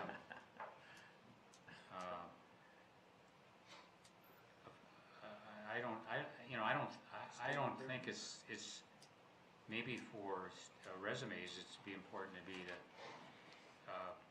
recognized in the state and nation, but, I don't know if the people are willing to pay for it, the recognition, but I think they'd be willing to pay for, great improvements in the landscape. There, I got it in again.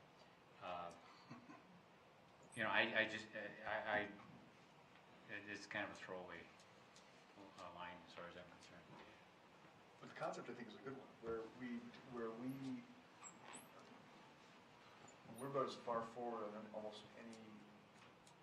anything water related in the state in terms of implementing in the water and in the dirt. And Do we have to call attention to that? well, I think it's something we want to strive for. And when we're not here, I think it's still something we would hope this organization would attempt to do, because the idea that we're looking at Capital Region for how to collect 40 years worth of data when they've implemented it on 10 is great. But the real piece is in that 40 years worth of data. And I've been reading about things that people are talking about as groundbreaking on the Eastern Seaboard that we did 10 years ago down in Minnehaha Creek in the Glen. And that it's like that. How do we articulate that? I think of another word that's possible is being recognized. I've written these kinds of things for architectural organizations, and oftentimes you don't just say our stuff is best, but you say, the industry sees us as leaders, and so there's kind of a different way of looking at it. We need to be recognized as the model. Makes sense. Interesting. Are we talking about leadership or excellence? You're recognized for your excellence. Yeah, I think excellence is a better term too than leadership. So it's a similar value, it's just the different frame for it. And I've been chary of language that talks about us as an organization as opposed to the watershed as this healthy place. It's not like we want to be the best, but we want to make our watershed the best. And leadership is about us. Well, and excellence is about work product. And recognition is a post-work product. Maybe. Say that again? Recognition is after the fact, after we're done. Exactly. And if our work product is of high enough caliber, both as a board and as staff, recognition in theory will come. If the world is just. If the world is just, which it always is. Let's make America great again. Mars, what was that? Let's make America great again. Watershed grid. Good caps. But in Times New Roman or Arial? Actually, they're talking right now, aren't they?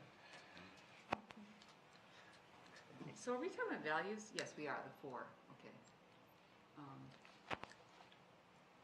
Go ahead and talk about the next set. Okay, so these were words that we collected and tabulated and discussed. Under service, there were a number of things that really were descriptive of what services were provided. The responsiveness in a customer service way, flexibility in working with our partners, and accountability in terms of how we measure what we're doing. And so rather than just saying, trying to put all of those words in, we felt like service, all of those 3 together described what service was, and by putting the statement behind it, then we didn't have to say responsive, flexible, accountable. Responsive can be a reactive word as well, as opposed to, you know, we're proactively out there working with you. And so the idea was, rather than try to put it all together, use service and describe it, and then strategy. There was a lot of discussion on strategy and focus, that we're very focused, and just saying strategic focus. So those were two additional values that we thought could potentially get added to the first four. And generally there's, you know, 5 to 7 values. You want to make sure that you're capturing them, that they are unique to the watershed. And so these were discussed extensively with staff, among the staff, and to make sure that it reflected how they felt their best value was as well. Mr. Whisker.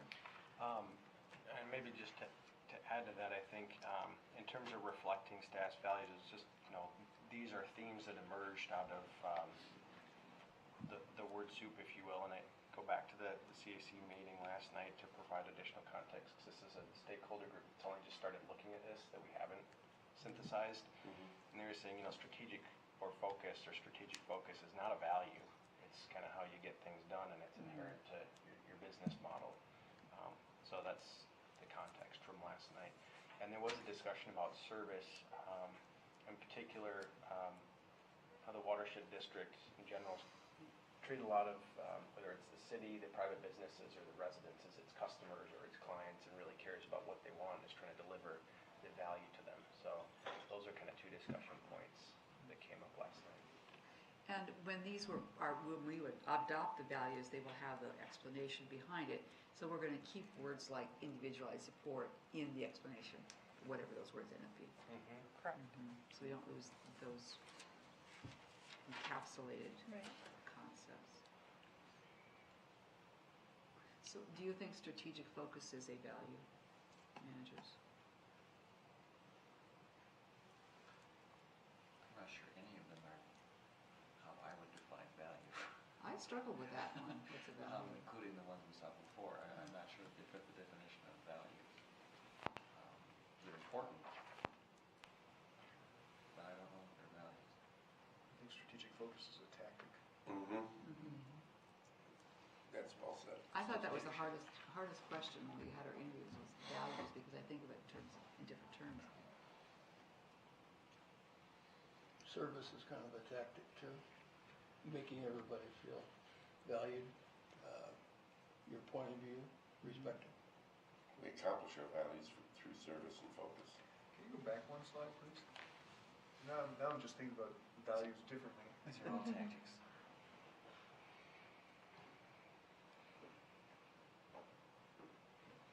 Actually, There's a Ms. list. Bauer. There's a list of 1,000 values, and it is define. How do you define value? And in this case, it's not how we project out. It's what internally will help guide us to do what we need to do. So when we think about, you know, how do we best accomplish that? What are the things that along the way will guide us to make sure we're making the right decisions? So if we say, this project that is in front of us is a great project, but it doesn't have a partnership element to it, maybe we wouldn't do it, because it doesn't align with how we want to accomplish what our mission is. If it doesn't have sound science behind it, we might not participate in it. So it's just a different way to look at, you know, what your values are. So the frame would be along the lines of treat others as you would want to be treated, which is a tactical decision, but it speaks to a value. That's a great definition, And definitely. so along those lines, these are tactical elements that speak to an internal value. Correct. And I would just add that initially we were, the terminology we were using for this piece was guiding principles, and in talking with Lori and John, it sounded like values was what was more commonly used across other organizations, so we kind of switched to using that. But maybe if that has different meanings to different people, maybe guiding principles is more clear. And, you know, one of the things we drew from was like the balanced urban ecology policy, which set out guiding principles of partnership, flexibility, and innovation. And so those are ones that came through here as well. I think I'd almost prefer guiding principles. Because it's easy to debate what values means. Honesty, integrity, That's where I was. that's That's where exactly values where I was, tend to yeah. be in my head. It's about ethics. Ethics, yeah. Did you ever have that much focus? Well, also, that's where I had gone myself, because I think just because everybody else does it is often not a good reason to do it. So I think guiding principles is a better term. And it is somewhat used interchangeably, and so it wasn't necessarily that it was wrong. It was just that values was the word that was more frequently understood. But it's easy, it is very easy to use either one. People are more comfortable with guiding principles overall? Okay, thank you, Ms. Christopher, for reminding us that. Thank you. Any other comments on, do we want to change leadership to excellence? It sounded like everyone agreed that leadership was not, or now saying it's a guiding principle, is it different? I prefer excellence. So one of the biggest draws to get this done is that we're taking the reins. There's lots of people involved, they all got their tasks to do, and someone's driving that wagon. And it's much easier to do when someone else is driving the wagon. And who wants to write to the Corps of Engineers? Well, not me. And it's that attitude that we have to overcome. And if we get everybody to do their part, again, that gets back to taking that lead role, that driving role. So if you want to say driver, leader, leadership is fine there. Holder of the reins? Lord of the Rings? Did I want to begin. That's exciting. So it sounds like we still have some more work to do here as well. So, if we're going to change this, at least in this iteration, to guiding principles, just run through those again, everyone. Do we like those 4 words, those 4 terms, as guiding principles? It's also important to be, I don't know if balanced is the right word. And I think excellence is something to strive for, but excellence is an end result. These are more how you get there. It's true. And so I don't think it fits with, Right. it's not balanced with the rest of the term. Right, we're not going to get there by running outside and being excellent. It would be striving for excellence instead of excellence Okay. itself, right? I'll buy that. Yeah. I'll buy that. Well, I like what Bill was saying about being the people who have a hold of the reins and willing to take the responsibility for convening and providing a pathway and keeping momentum moving. Our city's water plans, remember 5 years ago, we had a third of the cities participating, a couple cities suing us, and that kind of a thing. And the request that we put in, you and I were at a meeting downtown in the Blizzard, and we got our staff to put a 1-page series of this is how you do it, and then we attached a completed one. And suddenly, every water guy in every town, and he filled it out. We solved their problem, because when they looked at what they were supposed to submit, they go, I don't know what that is, versus this is what they're looking for. And suddenly, we're all the 3, that's a tremendous difference from what we were. And that, again, that's a leadership kind of a thing that says, this is what we need, and this is how to do it, and it solves the problem. Do you think that leadership here kind of describes how we are compared to other watershed management organizations and government organizations?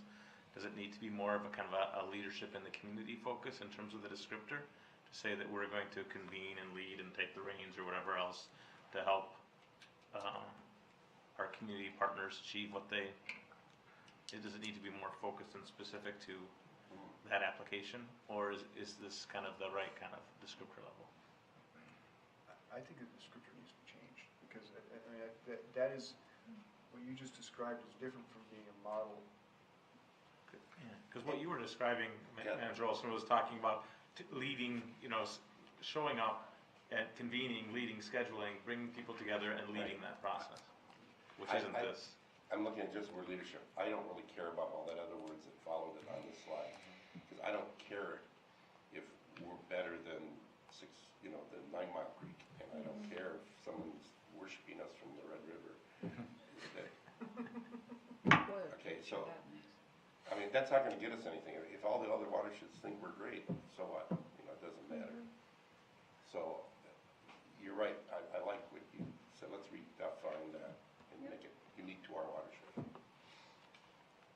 And not care about what everybody else thinks in the country. That sounds like we agree. And the next slide is service and strategic focus Service and strategic focus. for those guiding principles. Mm-hmm. Better. It fits that title better.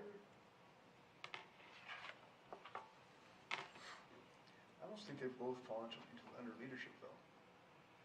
I mean, like if you're grabbing the reins and taking a concept forward, you're being responsive to constituents and partners, and you are maintaining a strategic focus.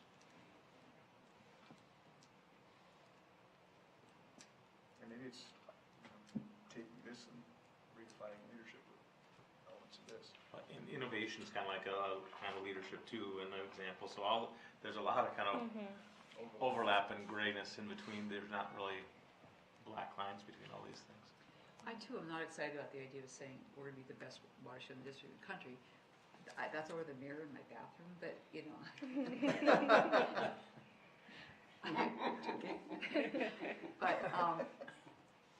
but changing the definition of leadership to be more about maybe this kind of thing, Right. stepping up and convening. That sounds good. I like that as well. Very good. Thank you. And then our final, not quite final, second to last, is the goals. There's been a lot of discussion about the descriptors and making sure that they do, because water quality and what water quantity means have different meanings to people, so making sure that we have a strong description and that all of the goals, the other 17 goals fall under these, so we were trying to bucket.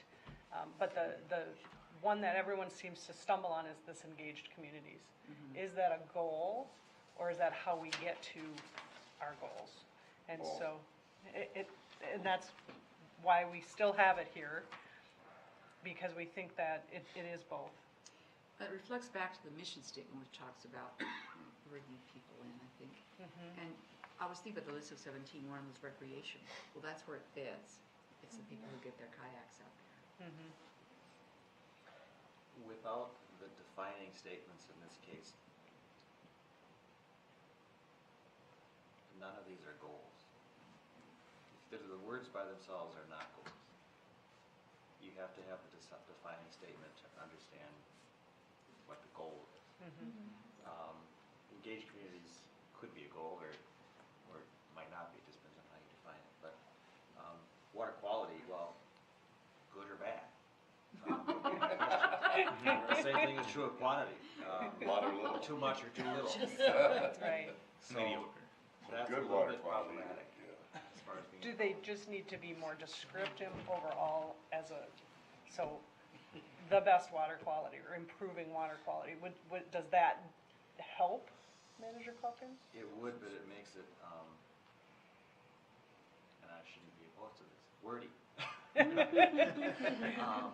But it needs something like that, because by themselves, they don't really say anything. Okay. That's definitive. You don't think so? No. I mean, water quality, talking about improving the But I said without the descriptors. Without, sorry. Without the Just looking at the bold type. Well, I think that the street, if you just hear quality, you think good. You don't think about gradations, even though in a technical way or in a dictionary definition, quality means a scale. But I think people think of quality as being good. If the words were reversed, I would say that's true. Quality water. But not in this order. It's fine because we reversed community engagement. Oh, to engage communities. It's interesting. I mean, to your point though, water quantity never made, like, I always understood water quality. I didn't understand water quantity until I got on this board. And how you can manage water quantity and why that would be a net positive. And so if a person is not attuned to water management, water quantity, this won't necessarily mean anything as a goal. I don't think it does. Here it does not. I think it It's does. it's too broad and it's not a goal. Do you mean the two words themselves? Because I think the descriptor helps give context to the two words so that it makes sense. It does. I don't argue with that. Do we want to say something like stormwater management or? Oh, damn science. With an M? Yeah.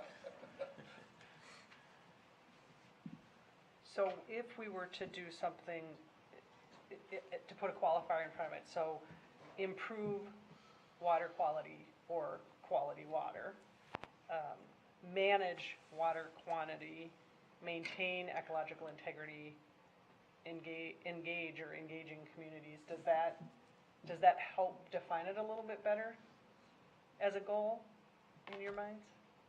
Engaged is better than engaging. Engage, Engaged. just engage.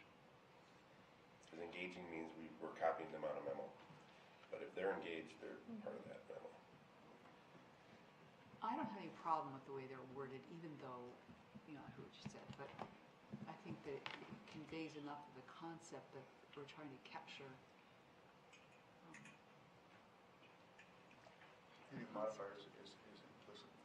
Well, I think it gets too long with modifiers, maybe, I don't know. Mr. Whisker? I was just gonna say, and it might not be pertinent anymore because you kind of moved on, but and maybe it's obvious, but the goals are really a yardstick for how you're moving towards your vision. So I don't remember what generated that thread for me. It was another goal that's somebody had just thrown out a minute ago, but these are those first three, and perhaps even engage communities, which is necessary and a big part of, the human environment and natural resources, how all those work together. But if we're moving towards this, blended watershed fabric, and that's our vision for the future, underneath each one of these, when we get into how we measure our success, there's specific metrics under ecological integrity that we're measuring with E-grade, and water quantity, flood flows, base flow, water quality. So at least the first three are kind of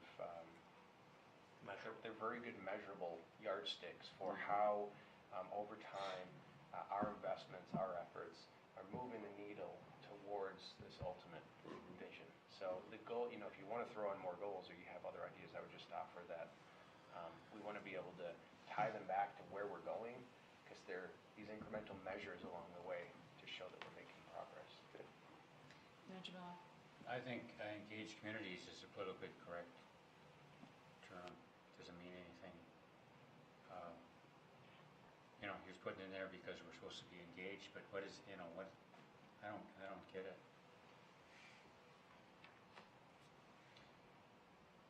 I think it's sort of utopian, but wouldn't it be lovely if every person said, what can I do today to make sure I don't harm the water or to help the water? I mean, that's what I think of when engaged communities. Well, I think we have a role to, inform and support water issues with this activity of this board.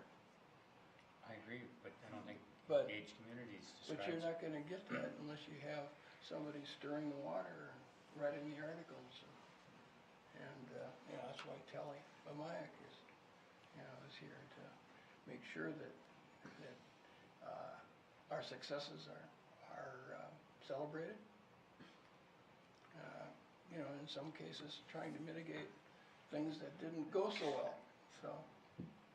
I think another term that was used was the term stewardship, but that's kind of a loaded term too for different things. But so again, kind of getting more kind of at the community's knowledge, attitudes, and behaviors.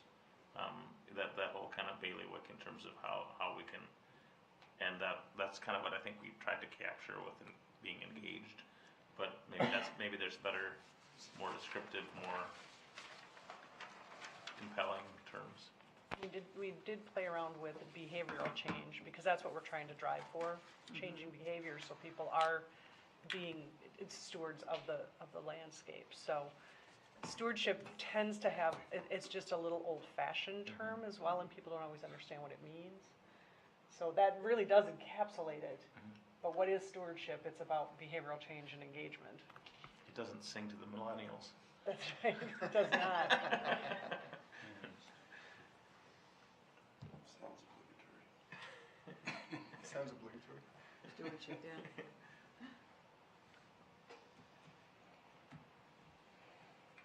Manager Cole. The only thing that I would maybe quibble with as far as some of the words that are up here is flows, under quantity. Because flows to me relates to streams and not lakes, for example, or wetlands. Certainly there is water moving there, but I think water levels would be a better term that is all encompassing rather than flows. Natural surface and groundwater levels.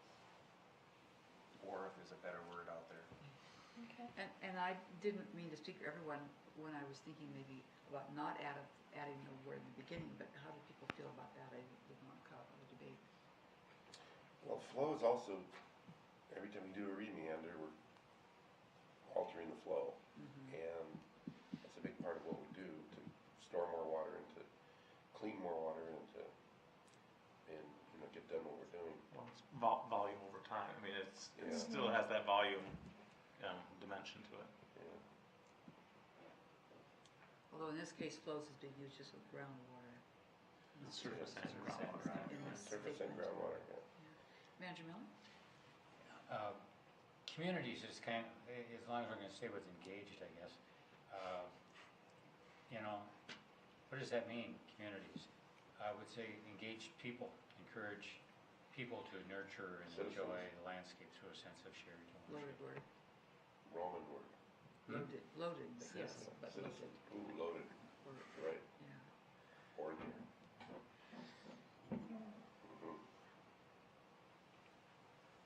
Yeah, we step out of it, Did I miss something here? yeah. Okay. Oh, I said citizens wasn't a word that I would choose. Communities, then meaning, that's all right. That does speak to the millennials. They're all about community. Creating communities online, being part of a community. They'll like stewardship someday when they get older. Making sure that our big funnel feeds the smaller funnel, that feeds the small. Yeah. Correct. So there'll be an effort now to incorporate this and to make the statements not overlap, but support one another and go together. I wonder if it wouldn't be helpful to have a couple of enthusiastic managers like Manager Olson and Manager Miller kind of work with staff and consultants to make this maybe funnel it in so that we can have something ready possibly for a decision even in this meeting. Wouldn't it be a committee, you guys? Would you work on that? A task force? A task force. I move that the president appoint a task force to work on it. Would you be game? Sure. There's a motion to appoint a task force. Is there a second? Second. All those in favor say aye. Aye. I appoint Manager Miller and Manager Olson to work with staff and consultants to wordsmith or to help to focus this and bring it back. Great, thank you. Thank you. Now, other discussion before we let them go. I don't want to sound like I'm negative. But Enthusiastic. a lot of good work has been done here, and it's just so important that we make it the best we possibly can, because we're going to be looking at this on letterheads for a long time, or somebody's going to. And I'm always impressed with the work that staff and consultants do. And I had absolutely no idea how this massive thing would get manageable. And you guys have kept massaging it and tweaking it and getting input and bringing it down. Pounding down that bread dough. So we're not there, but we've made so much progress. I'm really impressed. Great, thank you. Did I say me? Thanks.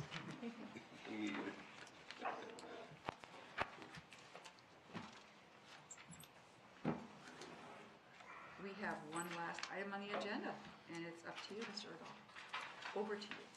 Thank you, Manager White and managers. I have kind of a list of several different project updates that will be kind of real concise updates on some things that are going on. And some things have already been kind of mentioned in previous presentations, so I can kind of skip over some things. And some will be coming up before the board soon. Just kind of as a highlight for 2015, permitting concluded the year with an all-time record number of permits. We had 704. Last year we had about 50. We had, we had about 50 fewer last year. So we're continuing to work with Park Nicollet Methodist Hospital on evaluating some flood wall planning there, and some other opportunities might be generated there. So that partnership and collaboration continues. Also, kind of on the other end of that, Minnehaha Creek section greenway, that staff have met with Heitman, the owners of the Knollwood Mall, and they'll be bringing some more details forward to the PPC committee next week on that. But they're kind of looking at some different solutions for regionalizing the stormwater management there, and kind of having a little bit more definition to that going forward. We recently closed on 3.7 acres of land that the district now owns from Japs Olson. That was kind of concluded the end of right at the end of December, right? Yep. So that was the last few days of the year. So that was that's official now. And I just want to point out, I'm used to end of the year closings on real estate and bonds and all that. It takes a tremendous amount of focus and hard work, and the staff really produced, and our attorneys and consultants really did a tremendous amount of work on that in a very short period of time to meet the closing deadline by the 31st, so he could take advantage of the gift in his taxes for the year. So it was really critical, and the staff really stepped up and did it, and the attorneys too. Yeah, I think all the consultants, it was all hands on deck, and a very cooperative seller or kind of transfer person everybody really collaborated to make that work quickly. Also from the Communications and Education Department, I've kind of gave an update before about the Metro Watershed Partners collaboration. That group is kind of continuing its efforts to bring together consistent and kind of shared messaging across kind of the regional perspective in the metro area. Over the next 3 years, they want to develop seasonally relevant content that can be shared in social media, newsletters, and other ways by the audiences. Provide materials to be used to organize and publicize storm drain cleanups in the areas, and also formalize the adopted drain program. So those are kind of the initiatives moving forward. There's 2 trainings coming up, one on Tuesday the 26th at MWMO, and then one the following day on the 27th here at Minnehaha Creek Watershed District, which is kind of geared towards the policymakers in some of these different areas to help get them on board. Another kind of collaboration meeting we have tomorrow actually is the 2016 DNR Roundtable, and Craig Dawson will be representing us, the district, at that event tomorrow, and he's done that for the past 3 or 4 years. So this is kind of looking at the state of affairs from the DNR's perspective, and then in the afternoon, it's an all-day workshop session. In the afternoon, they kind of break up into the different divisions of fisheries, wildlife, and then ecological and water resources. Kind of have 3 different tracks for the afternoon. Then the kind of last thing is I just saw today there's finally information out about the Governor's Water Summit that has been discussed recently, and there was kind of some things that went out today that officially, and maybe some went out even yesterday, but announced the when, where, and how, and all those different types of things. So, and I could send the link to everyone if they're interested. It's a free registration to sign up. It's Saturday, February 27th from 8:30 a.m. to 3 p.m. At the Intercontinental St. Paul Riverfront, downtown St. Paul. And it kind of explains that the summit will bring together water quality experts, farmers, legislators, regulators, business community members of the public, local leaders, and a wide variety of other stakeholders. The governor this afternoon. I think in the Star Tribune article, it said that he proposed $220 million for states' aging water infrastructure. And then part of that was also $53 million dedicated to water quality protection measures through Bowser. And I think a lot of those things were kind of already in process, and so it's kind of being packaged together to demonstrate all the water-focused initiatives that are going on. But I think that they are going to be looking at the coming year, looking at the aging infrastructure in a lot of our, especially some of the smaller communities, and some of the big communities too. We're included in that too. Good. Like we are. And there's some MPCA funding from that's actually that's some of the things that we already talked about with earlier today too. So Phase 2 of Blake Road, or of the Lake Streets. Of our parcel. Yeah. Yeah. How much is that? 180,000, I think. Yeah, for the Lake Street stormwater diversion into cold storage, we'll treat about 40 acres, and that's a Public Facilities Authority Point Source Implementation Grant for $183,000.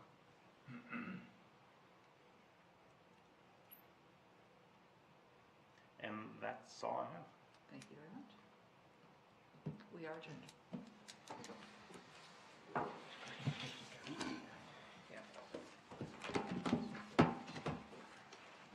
Stay safe?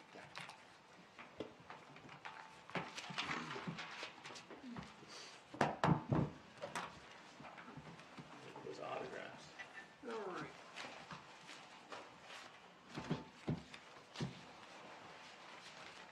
So you're a task force now? Yeah.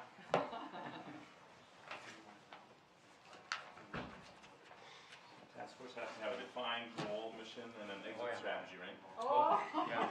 Exit strategy, I'll work on